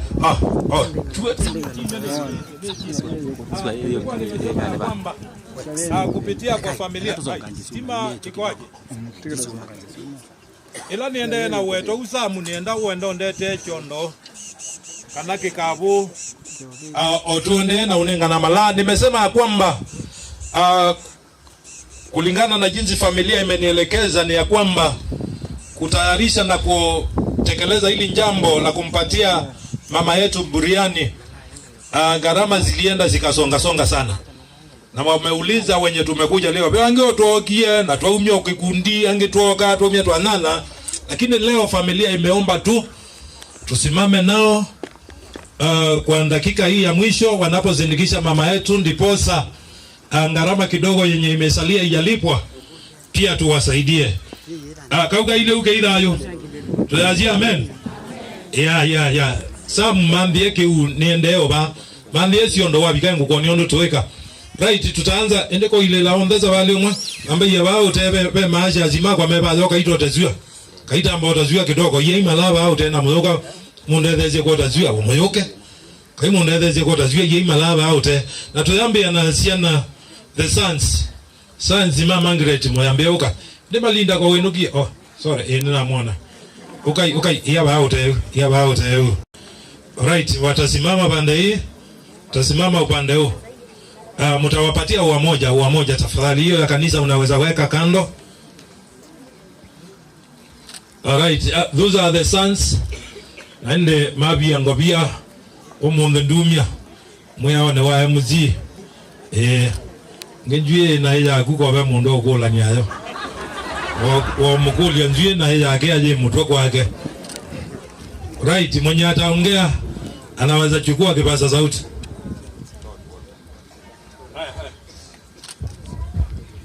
Adheruma ngai mwatinda. Bwana asifiwe. Nyazia nosio ninaona ne prakwate yaneneza. Asante kwanza kwa mbotu teteza. Nasisia mamu none bangete neza. Deto langu nena ba. Ni weta ati one magi tiu. You together peke nduweze na magi omukolia oyu no kwadia.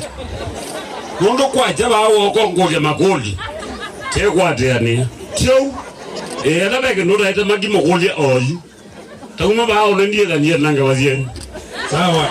Hiyo iko namna hiyo. Wacha tuende mbele. Tuendelee Kasai, vita Kasai. Sawa. Asante. Aya, no izie ziana.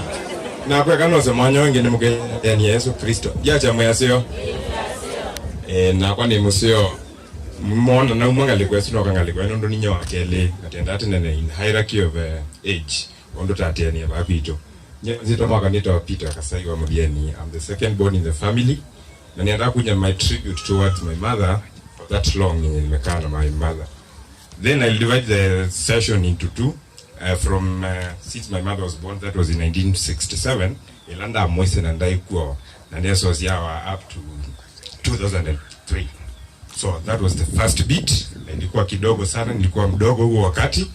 But from 2003 mpaka saa hii, at least naweza toa machache about my mother. My mother was alikuwa mtu rafiki yangu to start with, especially wakati aliachwa by my dad. Those were the years 23 years ago. She never got married again, as Pastor alluded earlier. She stayed with us for all that long mpaka saa hii ndio ametuacha. Then I saw her struggling akitulea, to be honest. I remember very well.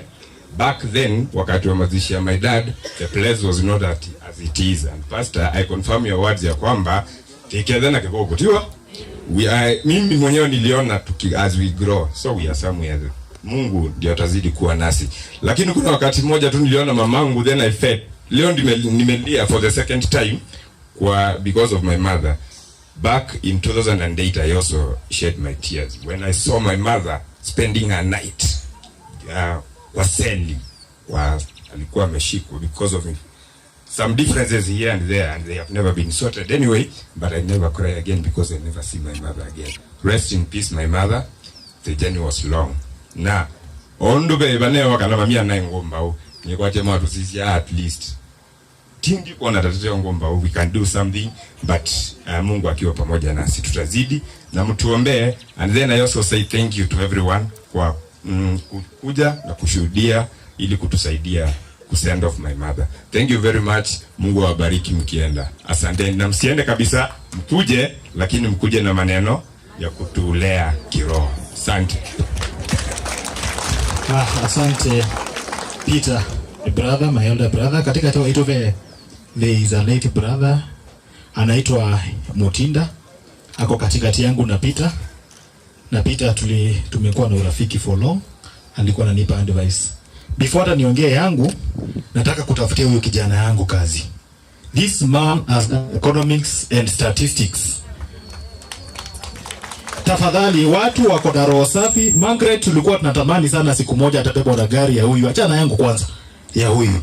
Na kama mbeba na ameenda, I feel so bad. Kama muna kazi mahali popote, please help us get a job for our brother. Kasai ni mtu amesoma na ako sawa. Na tukimpea kazi atafanya. Si ni sawa sawa? Na muombe kwa Mungu ndio aweze kupata kazi, aweze kuendeleza familia yetu. Okay, mimi sina mengi ya kusema. My mother used to tell me, akienda mahali alikuwa anapenda kuambia watu, akiuliza huyu ni wanani, alikuwa anapenda kusema, unaona kama anakaa wanani? And she was so proud about it. Alikuwa anapenda kusema, ukiangalia unaona kama anakaa. Na mtu akisema, huyu anakufanana, anasema bas, that's my image. And for that reason I really love this lady amelala hapa.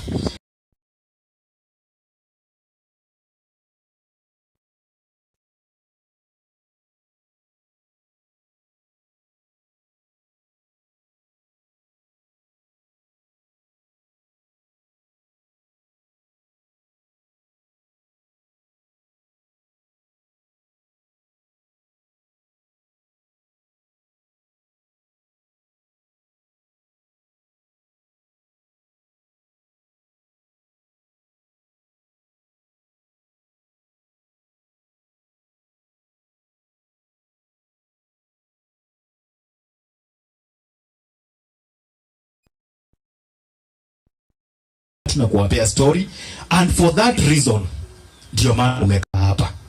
Tulikuwa tunaongea naye kwa simu, ananiambia I'm okay, nasikia vizuri lakini nasikia mgongo unaniuma kidogo. In a way akiongea nilikuwa na feel ni kama ako sawa. Until tulimpeleka hospitali, and then my mother told me ambiwa tu ni nerves kidogo hivi alafu nitatembea. When she knows that she will never walk again, akafa tukiangaliana kwa macho, akaniambia my son I'm going. Yake hana stress. Saizi mambo yake inaendelea tu vizuri. So mtuombe, mtushikilie. Alikuwa anatupendea mazuri sisi wote, na tunaomba mtushikilie ndio tuweze kuendeleza yale ambayo yanafaa, na zaidi tushikilie Mungu kwa sababu ndiye tuliachiwa na ndiye tumeachiwa tena. You can imagine a lady raising men for 23 years alone. Na ametulea vizuri properly. So tunashukuru sana kwa sababu ya maisha ya mama yetu. Hakuenda na stress, aliwaambia anaenda, and as if we were joking, we were there surrounding her. Akaniambia ninaenda na ukweli cha watu wazima, akaenda nikiangalia. Then nikaona wanaenda here and there. Please we request you to come again and again. Ukikutana sisi kwa barabara mimi naomba tu ni shukuru hao kwa sababu ndio wazazi tumebaki nao. Madam Ruth na sisi kama mama yetu amekuwa hapo akitufanyia 1 2 3, amekutusaidia sana. Tafadhali simama pamoja nasi. Wewe ndio tu tunaangalia tu kama vijana wako. Si sawa? Hata wasiona wasichana. These are your boys again. Add them to your circle. So thank you so much watu wa kutoka Rongai. I think I will not come back again here. Kwa kusimama pamoja na thank you clergy team, wazee wa kanisa, nimeshukuru sana.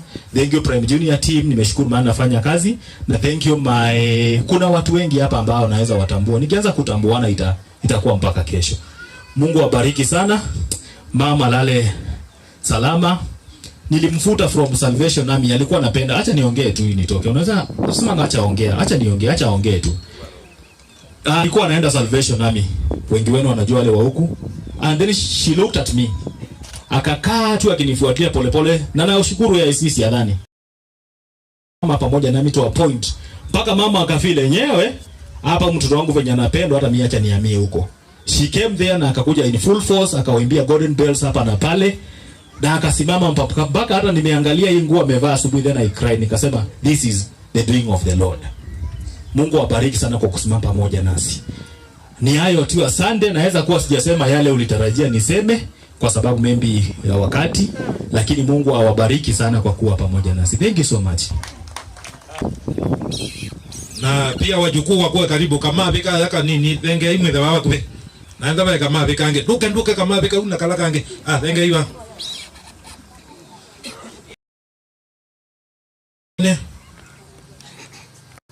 Those are the daughters-in-law. Right, grandchildren ungama iba. Grandchildren wasimame hapa. Na wanapopigwa hiyo picha wakazamana waanze kuongea. Daughters-in-law waanze kuongea.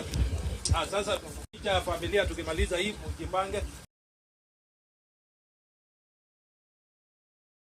Today as we stand Mwenyezi Mungu na mwitu kwa Yamusi number 3 kwa masito nitastiri mayo sobe kana yimwe wende to manaiti chambe pole sana kwa makasi makwa ndio ageki na diwe mamu ne bata na ageki mama nawe nokaku na mbona sia wenu ula mwana wone wenu ninya kana musiri mundu amai wepinda ndio nena muno kanda makasi ne langi onde tukuno bisemwe mundu wa masa nditwa nite family ya wali opa bidela muna makoma pesa karibu. Okay, naende muende na interrupt yo brothers amwa interrupt yo eti kidio interrupt ni tuye wakaita makazi nze brothers ukai asumwe yetu ukaita fadhali nondo I have the order that I should follow na yuo ni kati yangie kasi brothers ya ndiko uneko dina na asumwe kama ikanene wapatiane huwa tu wasiongee tafadhali, wapatiane huwa wasiongee. Njooni kwa waume kwa wakike na wako wengi, niombe wanaume kwanza, wanawake baadaye, ndivyo za mtoshie kwa picha. Wanaume kwanza, gents first, wanaume kwanza, makazi ni maume mbele na wanawake wafuate. male cousins, then later ladies cousins. Wapatie huwa alaja zimonenga na malamu imanenge lama kuna bisezu. No mini yone ni yaku manaiti. Alright. Aya. Enenga na imala. Enga na imala. Alright. Ondokeni ladies na waingia. Ukiongea utaongea baadaye manaiti ladies wakiingia. Ladies ingieni ndio posa manaiti aendelee na kuongea.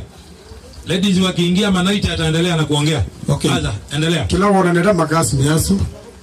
Heki nimeenda kwatise kisio. Ona amweka group mwenda na WhatsApp. Kwa umwende umweka hadi kisio. Na ingi ba mondi Messi. Kita ona masita WhatsApp na kilikuwa kwa kuna kisio. Kwa mune kieneza noni muna kuna kisio kalikuwa ni amamu. Mwe kieneza kuma semamu. Wenda tu yo musoti sawa. Kwa umwende yazio mweka atie tina. Na ulawenda hao kiongozi wenu. Na ndugu message muno kiosi ati anenge kwa mulo mwingi muno. Na ndingine ya messages mutuma. So kila kindo na kwasia. Kwa musiu my mom yaseto ko na eba mega no yende kala ndi mama ina ko na thank you. Kila ndo na kwasia. Musiu wa magu akwa. No na mwikala nesa ango. Imwende mwezi kana. Ni mu ba kuna siana hii. Ulizi andi ati wasi ndio yeye nasi. Tio nengi. Kwa umwizi ziana isa mamu umwezi yango we tiwete ne mwini muno. Anyo mamu no natukwade ya musi undu bailete. Mwegetele musi wa brother we nipa loke please. Mwivo. Utike musi undu bailete. Enu cousins. Mwezi kizia mango menundu mekwasi. Ya numagila zia mati wanasi. Ugeze ya maona mango mama yewe. Wezi ya ango azuka bawe takisa mamuki hata mutindi hata. Wezi ya maona ndema. Kunda eno echao. Noye manga. Tisa wai. Asante. Yes. So kila ndo makwase kwa mamu. Nunuka ino mwendie. Nunuka yeka kwenda na kwake. Waka mtukuzi wale hata. We mambeye. Mamu eto oda sana ngoa. Asante. Right. Anwalati kwa hata we muziwe wa. Waza ana mwenyeto wa feedback. Na feedback no switch ya wanandu off. Ukati wa ndwelongo la wewe kondo atabani alati tabana jema za tatu. Wewe awe nobo iwe. Ukweto kuno jao. Malebe ukweto kuno malebe no simiwe. Na kwa nondo ndiye na ndisi majuba ane dhina ne dhina ene ya mano na jao. Ya yume tekele ine ya mano na nondo. Sasa mutanikubaliana nikosane na watu. Sababu sasa tusipokosana hii ratiba haitaisha vile imepangwa. Sasa mtaniruhusu tunikosane na watu. Sasa niite the brothers and sisters mama ngere chukai. Ruthi na Lange. Na nao maneno yenye iko ni kusummarize. Sasa hapa hatutaki historia. Sasa hapa habari ya historia na fundi ya mitambo nonzija neza. Ona no kilia kwako nekela yetwa Paul. Kuiko no mobila. Ukabozi akabaza sauti nekana tika kila tika to the next.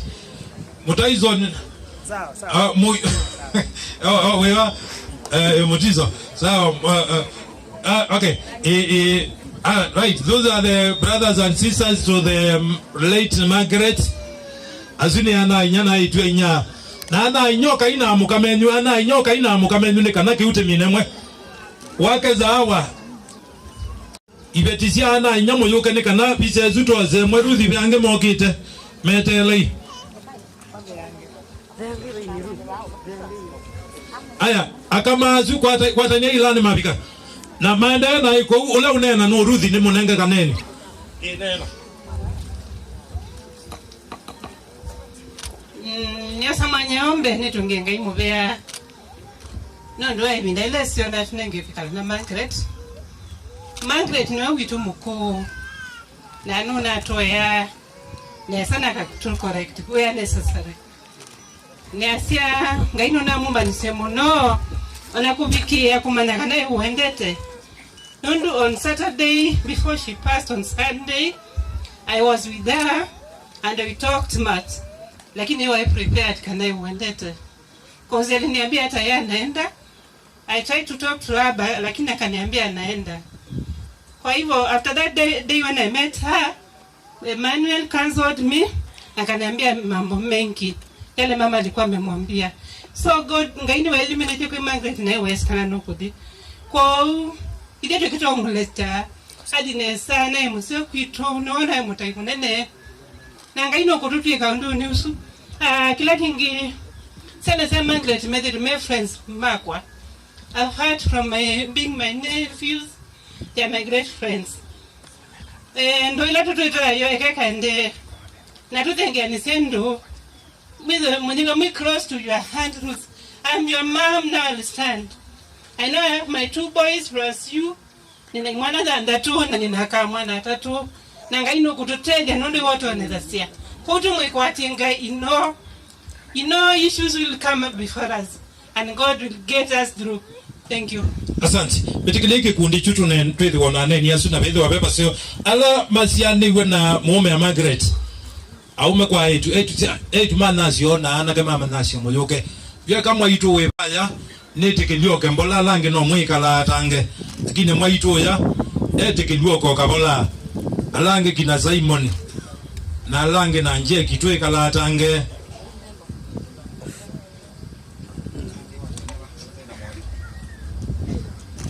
Alright, azumo kite kitambaa juu alama aje azima kwa mobuti yewe mujilele kitambaa juu azume hivi ka udhuko mioto aumya nono wandova Emmanuel ndoke Emmanuel ko ukweta ndinde mabeno ukwata andiusu na Emmanuel ndoka twetele those are the brothers and sisters to the husband of the late Margaret. Na ibetisia mwayoka na ibetisia nyu cheki misi wa kweba beteta ndoke ibetisia nyu yoke.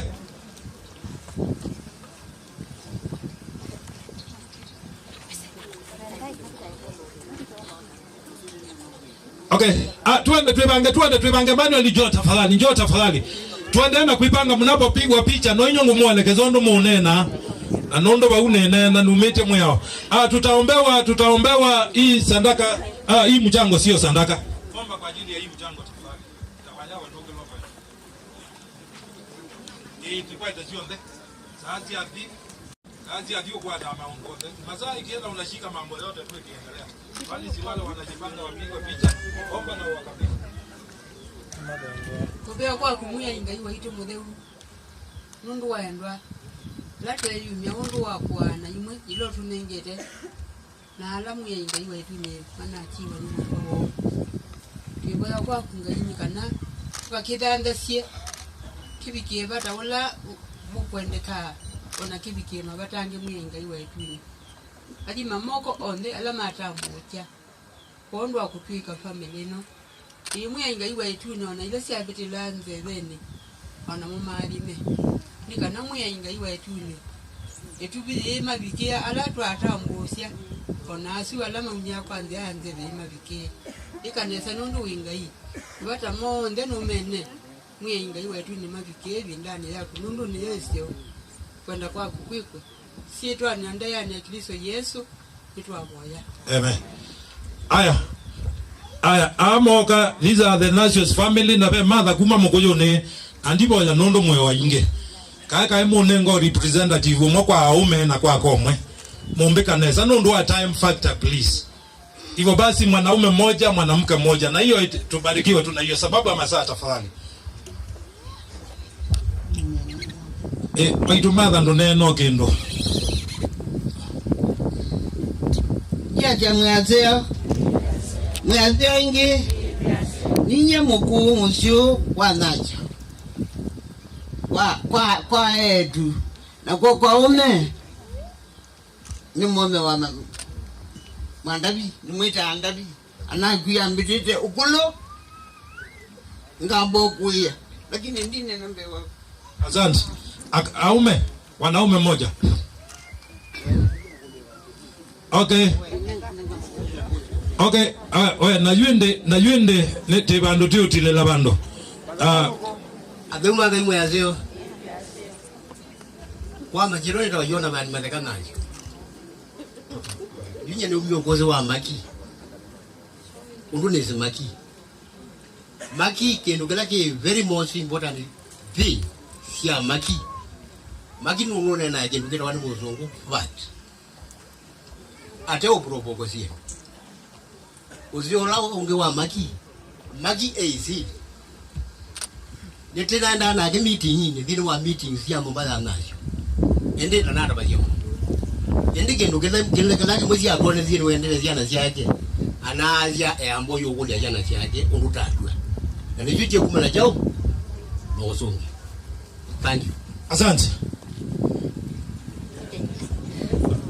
Na imwambe yaongela neni aye tiya kama ne tiba azwa zonde umundi timo na magi tiba na tiidi mabata yangi tafadhali.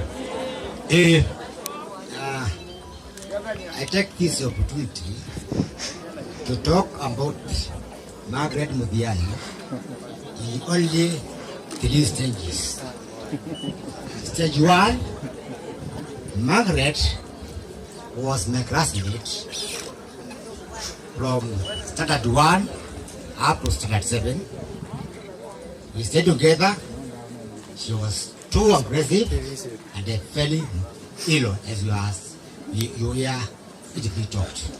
Second one, I talk about Margaret when she came in our family, when she was married by our firstborn, my proud brother, the lady Joseph Nasi. Okay. Anti nangozi ambia ikwepanga. Anti nangozi mujipange. Anti nangozi anzeni kuja tafari. Anti nangozi Margaret. She is still together with my brother very well, and I take this opportunity to say something very important about Emmanuel. I want to call upon Emmanuel to come here where I am. Emmanuel, okay. Across. Okay, na Jackson iti unengetenda yasi on that tafadhali. Tui ibinalandu alangi nunu tiiba amu tena wonde. Very true, but this one is very important to be known by all the people who are present. Now, my brother, when he felt that he was to pass on, he called me.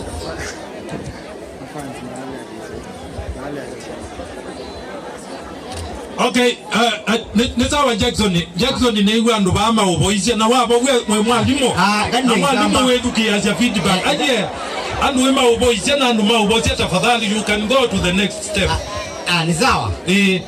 But this man was people they say his father says the last words they will. Okay, asante tisho kaitwe kalende tafadhali. Ando na ndio kaijune ngoza hukumu wa MC ni na waza Simon tafadhali tuwe kalende. Angoza ndansi tafadhali. Na yuni visa hiyo wakaba iko nena. Paimundo wine na yu picha onele unapeana maua na unarudi. Angoza ndansi kama mpo. Taweni wa tafadhali. Na waila mundu kilawi inachojua ni ana mama kiati ya matavya kilacha yake important. Nundu kilawi inachoticha community. Kilawi inachokizio cha ana mama kiyo patia watoto. Hiyo ya maana yenye uko nayo patia watoto hawa. Sababu ya munda thuzo ya angoza ndazi ni maua tu peke yake. Tukimaliza hiyo tunaingia cousins, cousins mkuje. Cousins jooni tafadhali, cousins. Tumesema hakuna kuongea. Unapeana maua na unarudi. I have to take full charge sababu ya muda tafadhali. Aje muzuki yemi no devyo na nise naeta makazi ni alama magi. Kazi nzijoni tafadhali. Muyuke ukai. Muyuke naeta anti na angozi ukai tafadhali. Yuba lasuwa ya bikate katwika yute ika kila mundu ukwenda. Tikea waba. Na no mpaka yutu nenge magina ya ilazi yake nunoza hukumu. Anazia ajaita ume na nabe na jiwa kadhuka. Juna kwa yuno mpaka nduko nduma kiona dhuka. Anazia ajaita ume na kalea hiki ya mgua mbuto. Muti oye kaleka. Aitu kwa titi kila madiko magi wethi. Tukia tuka kutoka wete propaganda binga bana. Iyo abana. Asune aunt. Asune ma aunt. Wewe ndio utakuwa ma aunt vita.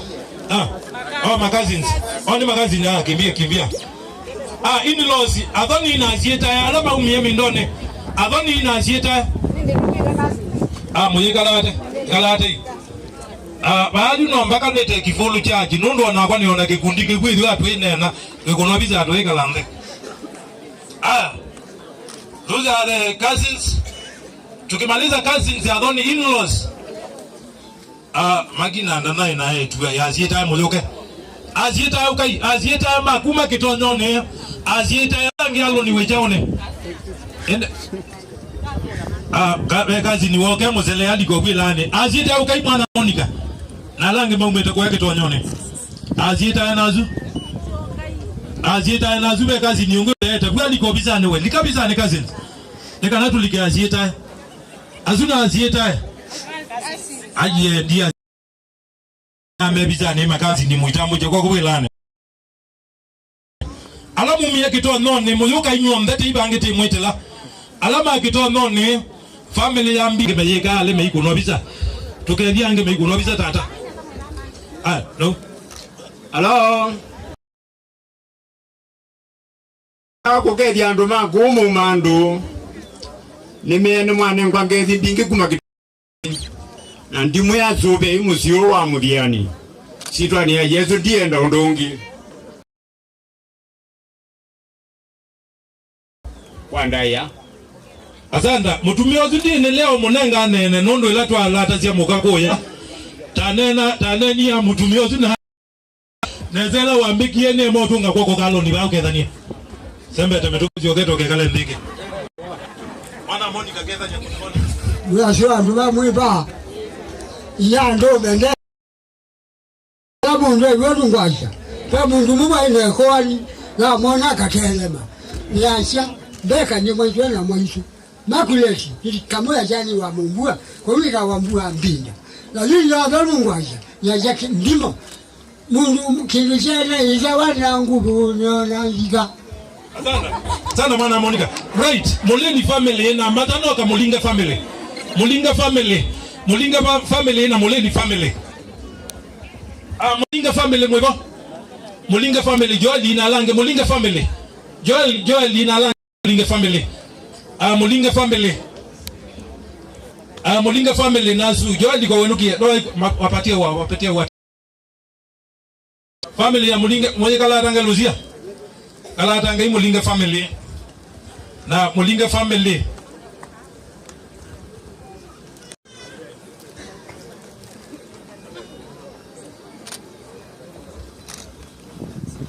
Mulinga family, Kamiano family. Kaza iba uandike te Kamiano family.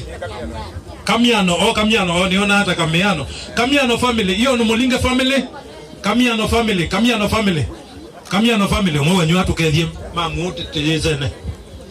Hata we Yesu, tuyaseo, yirira Mulinga family, nidiro ya tuwa na ningi ni asiawo ke kamba ni nyawito.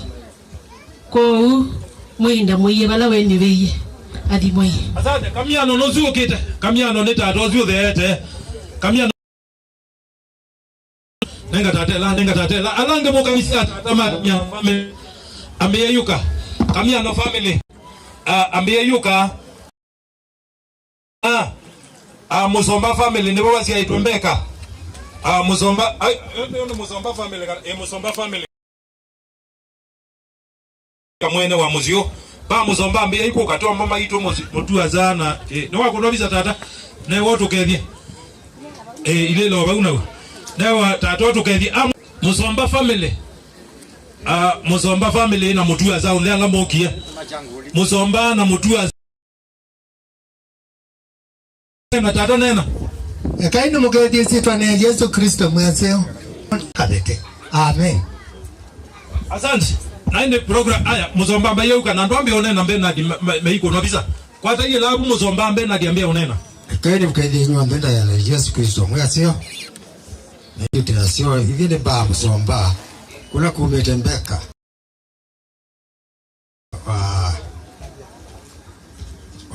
inyawa chana sha mutio kwa hivyo tata ukiche kukia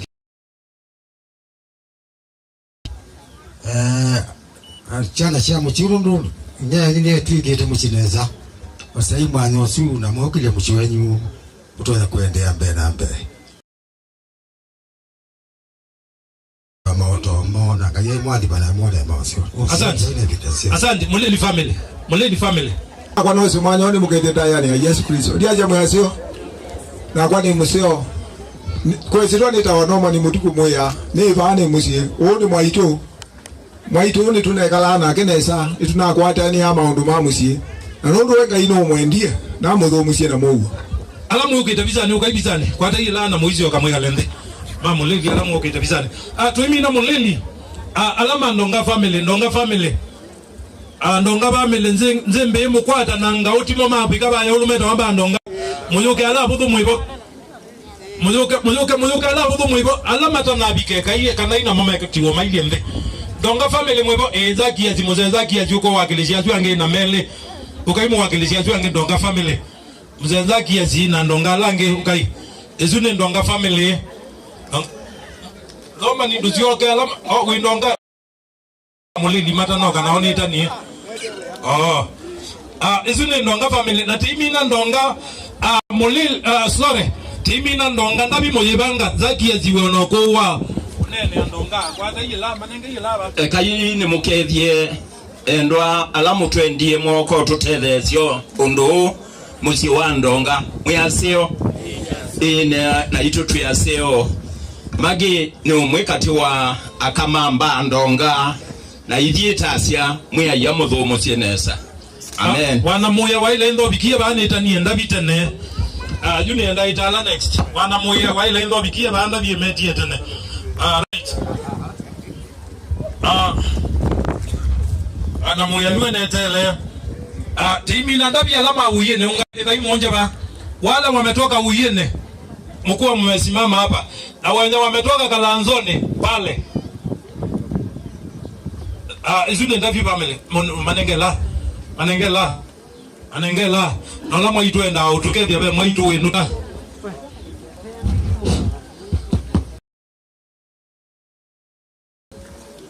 uyende nenda mwenda monje ba mwitu no nena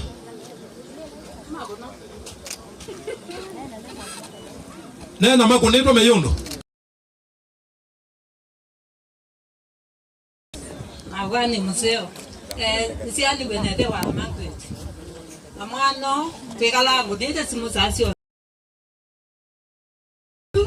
undode dewa nende wande kulia mano usu abindesia ba ayuko wachuma kaisa ako tunoma na bakube nususa na nengi wangai ekie kwenda kwake asante Kalanzoni yenda yunje ba yote alama Kalanzoni yunga maiba au yende yunje Kalanzoni yunga maiba na loito kuna wala biza ya ubangwa tukethie ndue chale diwo inata ewe ni asema yene teaseo nitasia pole musiunga inamukia kisio la wa Kalanzoni akwate la mukunda biza kuna wa Kalanzoni unyo twetelete mbona ni mwadhiete udhime tuke aya Kalanzoni malele na baba mukwate la na baba na utona na tene ni munini tukeni Imanga imwaseo na ni museo ikira wa muchuo ti wa muchira wa nasio wa saibola ya nasio asante Loitoktok mara ya kwanza mara hao wanakuja na Loitoktok wakuja haraka Loitoktok haya na right na marafiki wa Mumando muanze kujipanga anana ema Mumando bange nikanatulike groups anana ema Mumando marafiki wa Mumando hao ni kutoka Loitoktok tunaweza salimiwa na huyu muungwana hapa. Bwana asifiwe. Poleni sana kwa kuachwa na dada yenu na mama yenu. Tunashiriki na dada yake Kimana katika kanisa la Redeemed Gospel Church. Bwana wabariki. Asante. Right. Hao wametoka ni Loitoktok. Nimesema marafiki wa Mumando. Hao wanakuja ni marafiki wa Mumando. Hawa ni marafiki wa Mumando. Alamo azuma ambati mwe marafiki azume mano ameenda ino. Okay, Mumando mwipo. Marafiki wa Mukuyuni. Marafiki wa Mukuyuni wa Mumando wakijitambua. Mumando hawajajitambua. Marafiki wa Mukuyuni. Marafiki alamu kanisi ya Manaiti muyuke. Wenye mmekuja na Manaiti. Okay. Alamu kia Manaiti.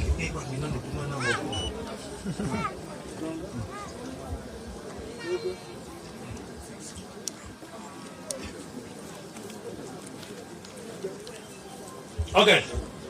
Hao ni kutoka Mkuyuni wagia na Manaiti. Tende na moyo utembezea Mwaitu Madha muno. Moyo munozi ya munozi tezuko ya Mwaitu Madha. Umuwakilishe. Kai umezea Mwaitu Madha. Muyaseo. Tumeze Mkuyuni tukitaonekana pale ba msio ni asante. Program. Na tuendelee na wedding program. Katu wa friends. Katu wa friends manengela. Anana ema kazai moja maunje ba. Marafiki wakatuana na marafiki wakazai. Alama katuwa mwibo. And by the way ba ate iku alama kazai moya ate ya. Kazai ndo alama kunongamye ba. Kungamye bwele kanata amina makatuwa. Azune makatuwa ama kanisa na Ruthi. Ba Rosi ndo tukeje. Yes, I'm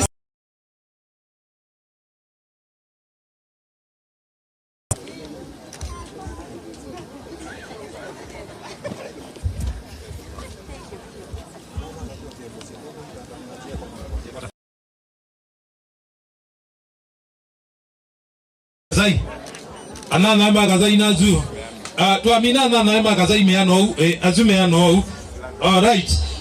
Tuikila ikundila inge tutafuka kwa vitengo zingine. Tutakuja kwa Prime Junior Academy, Prime Junior School, Prime Junior wenye mtu na wazazi wote ambao mmeandamana na Dibora na Emmanuel. Prime Junior na tuimina Prime Junior. Tuimina Prime Junior School. Prime Junior School ndio tunawangoja, na kama principal amekuja ama director yupo. Director ataongea kwa niaba ya hiyo kikundi Prime Junior. Director ndio ataongea kwa niaba ya hiyo, na tukimaliza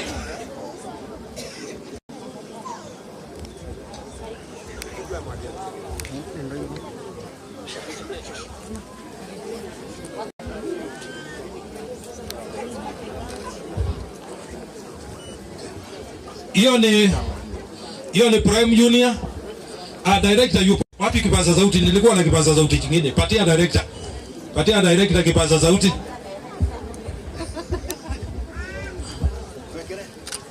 Sawa. Ngoja. Ni yapite. Ngoja, sawa.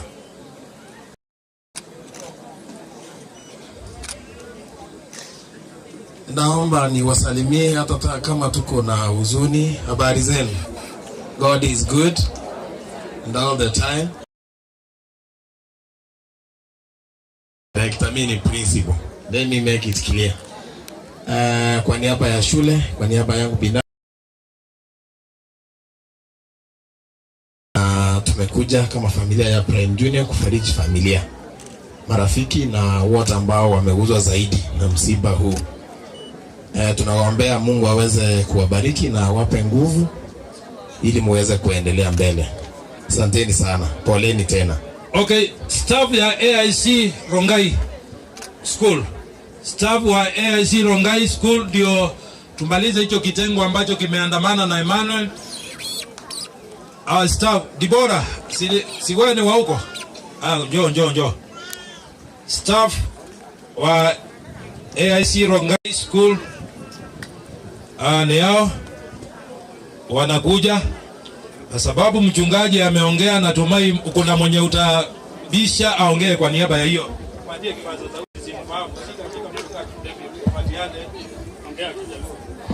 Bwana sifiwe. Amen. Bwana sifiwe tena. Amen. Tunashukuru Mungu kwa wakati huu. Tumekuja kama staff ya AIC Ongata Rongai kutoa pole zetu Debora, tunawaombea. Mungu awatie nguvu na Mungu awabariki sana. Asante. Changuli group. Ongata Rongai tumaliza pamoja. Wale wametoka Ongata Rongai, wale wengine wa Rongai John tafadhali. Ongata Rongai, wale wa Ongata Rongai wote tafadhali njooni tumalize hicho kitengo kwa pamoja. Wale wote wa Ongata Rongai tumalize hiyo. Right, wapatie maua, wapatie hizi maua ndo manenge malaa, ni manene iwe. Manenge malazu. Kuna mwenzangu ambao wanaongea kwa niaba yao, upatie kipaza sauti. Acha wafike ni wengi.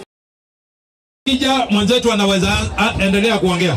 Rongai haraka tafadhali mjipange hivi namna hii. Sogeni huko kwa walimu huko tuonekane picha ikusa familia hii.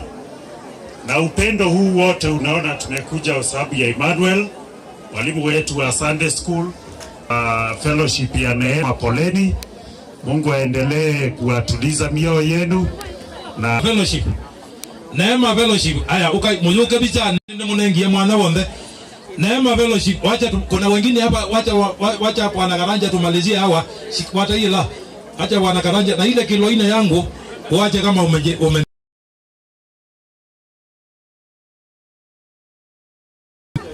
na sasa vile tumeonana si unipange mapema. Aya, Neema fellowship. Nimwamina. Ende kwa mozi yoga kuna hiyo unajua ukiyaongeza mchezo ndio tulipenda mam. Mungu amempumzisha, sisi tumebaki tukae safari. Tulimjua, tulikuwa na yeye. Mungu ametenda mapenzi yake. Mungu awatie nguvu. 10 men njooni, 10 men plan. 10 men plan.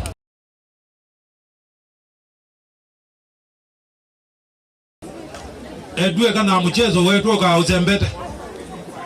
Tikwate lava, kwatie lava hapa ajie moze lamu watabau. Tikwate neza. Nenga munene witono anene tikwate la nenete. Tumunenga kibaza sauti. Tio mkwate neza mbopea tia umbe 10 hakuna mate yaku kwata nio. Ndio tia ndio Emmanuel is one of us. Ndio tiziwenya mwekio kala dhido wa Yesu na mambo tumeendea na usewa. Asante patron. Right. Kuna Mumando indigenous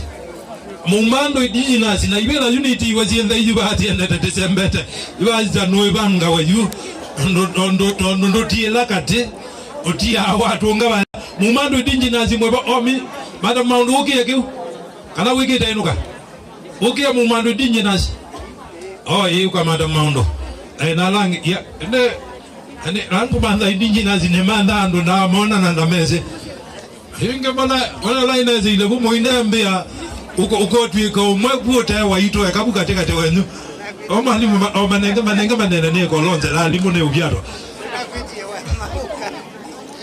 Asante mono kwa MC kwa family walioachwa twende utunga mobi yakwa ngaino ndo wa muthenya wa umundi na ende katika group ino yekwetwa Mumando indigenous teachers na twithia wana we are still standing with him at this trying moment. Bwana wabariki sana. Asante. Majirani vale atui niyo kabete funeral mwibo niyo asante mbeni ndi wabika ana lange chama chucha ichakwa chama chumbe ni numa nani nyanambe iye on behalf ndaina kweko na tunayoona mupango wa tikomana bage bandi no bisine matuko 10 and not because of what on we do as you know no topic anesa na thanks for doing so. Asante chairman. Right, tuidikwa serikali nditi nandikole ape ando maziaza serikali muzuka inde nenda be ando maziaza ninyo mumeze mumete labu no maziaza meza au katobela twambia kwendeka tumezuka tudengea imezuka ezune serikali na serikali yokita yonde chief na assistant chief right nenga na kadeni kwa la munene wako uende madiko ni matuko 13 kuwe wa muzeo kwete la kwithe yango bangwenda ukwatanithia maundu othe neke igundu wete kinye ne unga miezi wane muno inde ulondo enda unena na ndo move out of thanks ne wakaneni Simon ya undo enda unena na nini chiba yebe bandu bangirwa. Amen. Hata Yesu na ndine na muno kono wa ebinda lakini magi na mu heshima muno ndikana muno muna ambiti meeting na chana chake tete kana maono meke batu kwanyo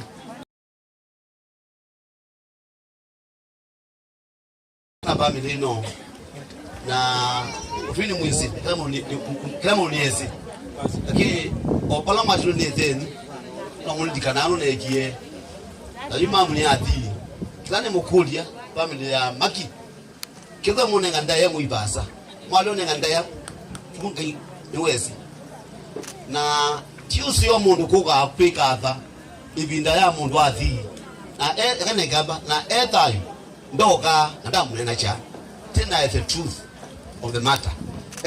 One thing I recognize Chuma is when we were just talking as my son for the people of Longai and kila mtu, he asked me 3 advice. Longai, I know them and they have good name from the bishop of different areas. That can occasion this occasion. Akamwambia organ be in the motion. Akamwambia Meshach, akamchukua. Akamleta tena organ be the equipment. Akamwambia Moses. Iko kutoka hapo maana mambo tanaindi. Alama kwa ndio mwezi chinu chapo tunacho lakini ni mpea kwa mondo ombe. Alama ukie let me say the boy from Nairobi everywhere, Longai, this community everywhere feel appreciated and God bless so much. We have seen the love. This is a great occasion. And thank you so much for standing with this family. What I can tell you, when started with them, Kasai, but one thing your mouth told me. I'm being Kasai, I call you, we give up. Kasai, come at the time of the weather, when I change his name, zero, when there no change, I want the lesson. Now, from the Mama Rutia, you know, you win a baby and zero. Na waendeeni on mosoga mabia nino wa mkomplaina about the no about the njui lakini bana amuye ataona kuti no sipenda wanju hivi au no ku adjust choma iba malinda ni within lakini ndiko kondo ebinda chana cha maki ngeya ngonda ya na maandi family no ya maki Paulana amai amatia that you are mother ni afi maniti ole tuba ngamia mnaona kwa family leo amutie thank you so much bila kupoteza wakati tunashukuru Mungu kwa nafasi hii naswa kwa kuweza kusimamisha kijana wetu Emmanuel ni kama firstborn kwetu. Tumetembea na yeye na tumeona mtoto mtiifu wakiwa na msichana wangu Debora. Tunashukuru Mungu hata kwa kuweza kutuonyesha wao mienendo ambayo ni nzuri. Tunashukuru Mungu, tunaendelea kuwaombea. Tuna chochote cha kuwapatia lakini ni kuwaweka katika maombi. Na nashukuru mam wakati alikuwa Nairobi akilea Victor alitukumbusha kwamba yeye amekuja kulea mjukuu lakini ametuachia. Kwa hivyo tutaendelea kuomba Mungu na hata ili atuwezeshe, atupe neema ili tuweze kulea vijana. Asante. Right. Azizi adhani ushirika wa wajane na wakati kuniwa bisa binge lenge ndio kuna baadhi kuna sabuti ya modia. Azizi adhani okay. Azizi adhani mtongo wewe mchungaji. Ushirika wa wajane mwithio kuna jumla AICC adhani nono yitu enda utunga program kwa kanisa tumino AICC adhani okay inde Lucia wizwani nuka kana nduka wa ungama ndungame na nduka ndo kozwani kana nuka kana nduka wa ungama uke AICC adhani mwana Monica ndukatale na ingi kana no matalo monde aye umonde ndukatale witala wa juma na utoma utala mwana Monica. All right. Okay, na tuimina ushirika wa wake wa Kristo muiko no bisa na wajane. Ambia yuthengea nondo no peya mundu nena kwa niaba ya kanisa. Mchungaji, patia mchungaji uwezo lo nena kwa niaba ya kanisa.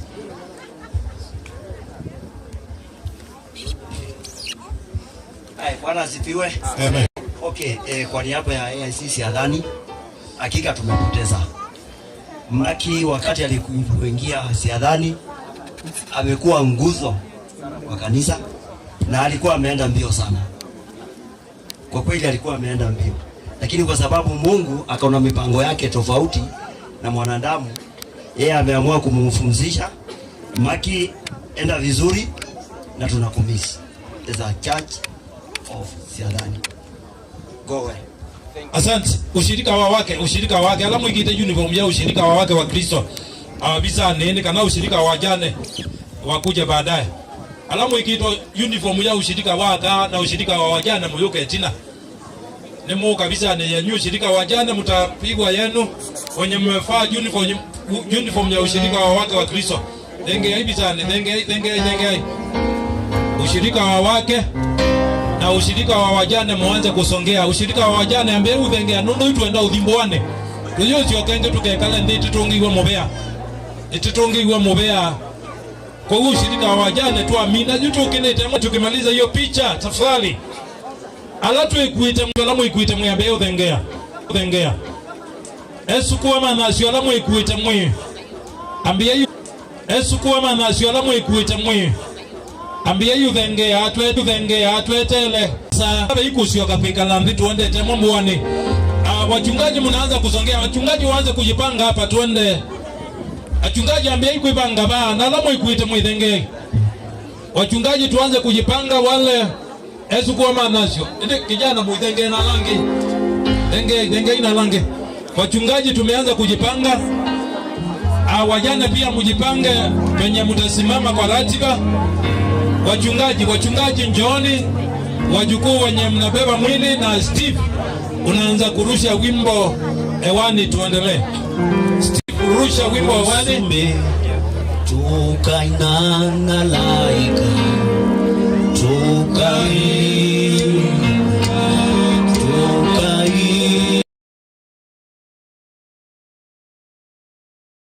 kwake tukamuta yawe tukai Yesu tukaina malaika tuimoka na Yesu haleluya haleluya tungami tembe wake so kivuvwa tukamona musume tukaina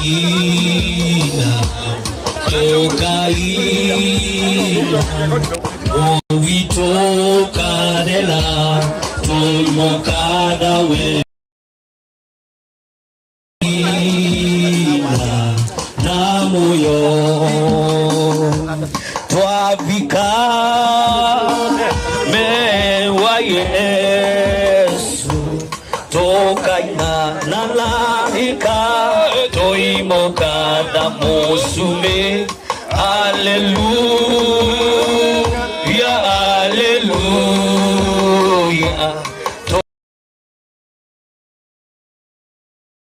wake we Yesu nongo yasha wa kinele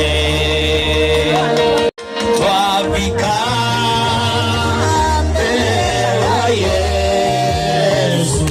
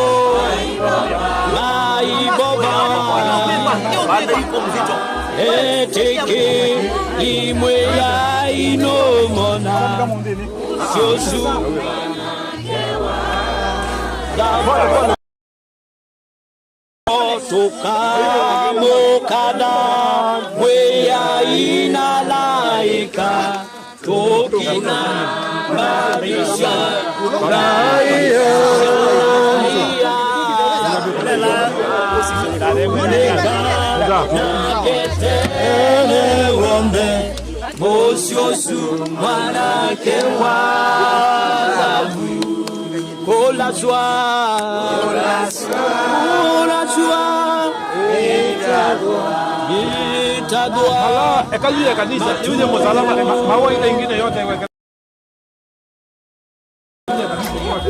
Mekoma etiki limwe ya inomona Moshosu mwanake wa Dabu kola shwa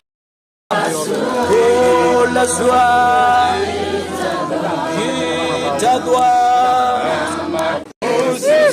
mwanake wa Dabu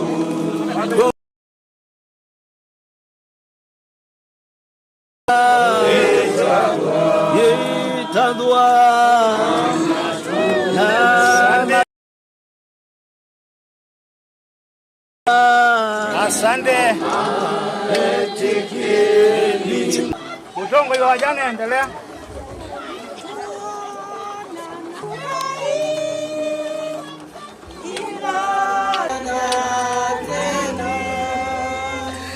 Nyumbani hatutatamka ushindi. Nyumbani mbinguni kwenye nchi tamu juu. Sasa tuondoe hizi mashine.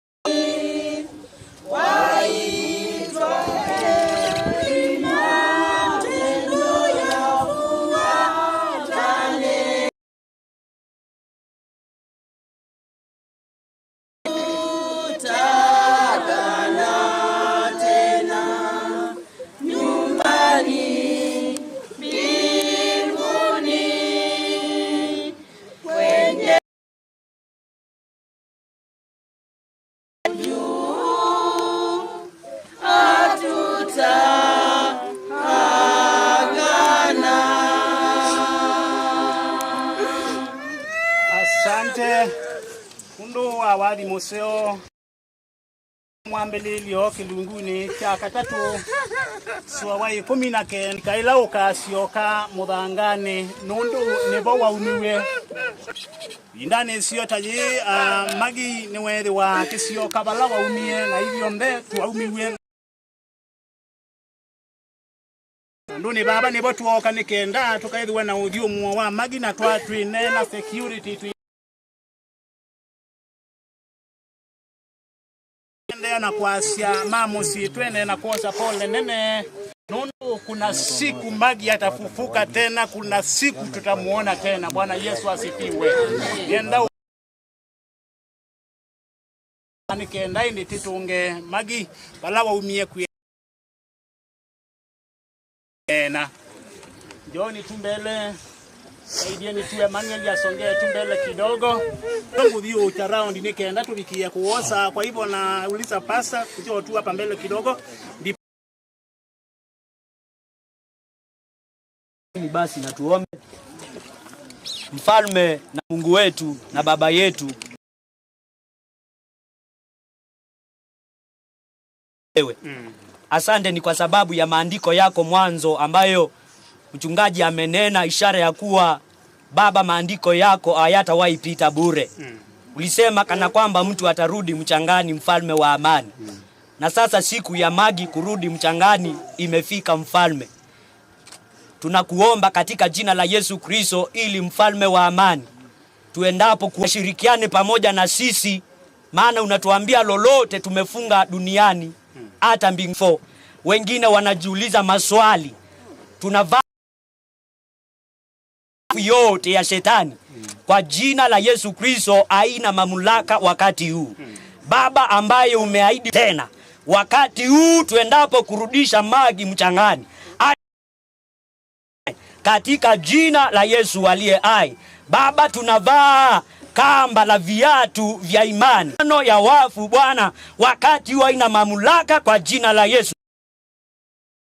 Bwana tunasema kwa jina la Yesu, sasa magi ataenda kupumzika kwa hiki chumba hadi wakati ambapo Yesu utaitana rumbeta itakapolia. Hivyo basi hakuna yeyote atakayemwamsha, hakuna mchawi hata wavae irizi viunoni vyao, hakuna atakayesimama amuamushe. Basi ili kaburi tunaiweka wakfu na kuiombea kwa jina la Yesu akapumzike, ni kwa maana Yesu unatawala. You promised us that no man,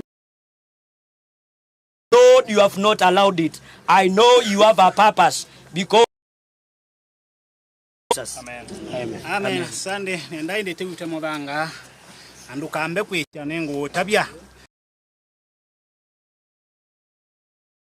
Pasa nisaidie tu kuenda round wape.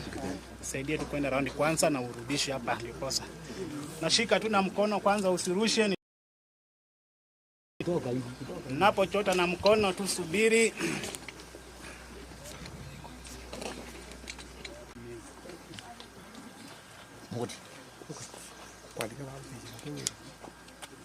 Tona kwoko.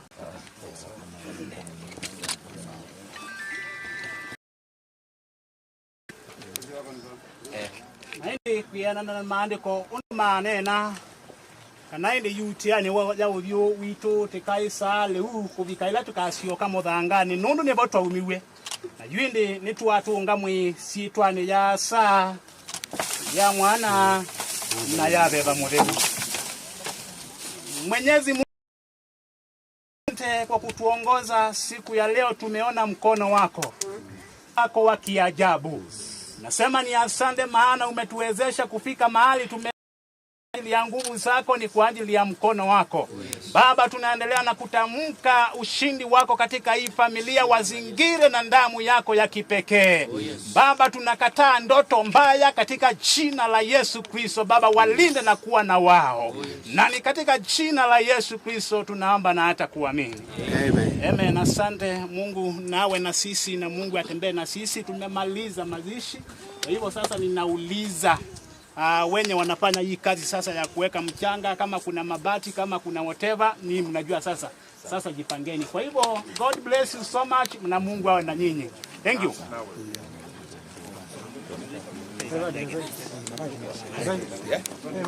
Mabaji mebo.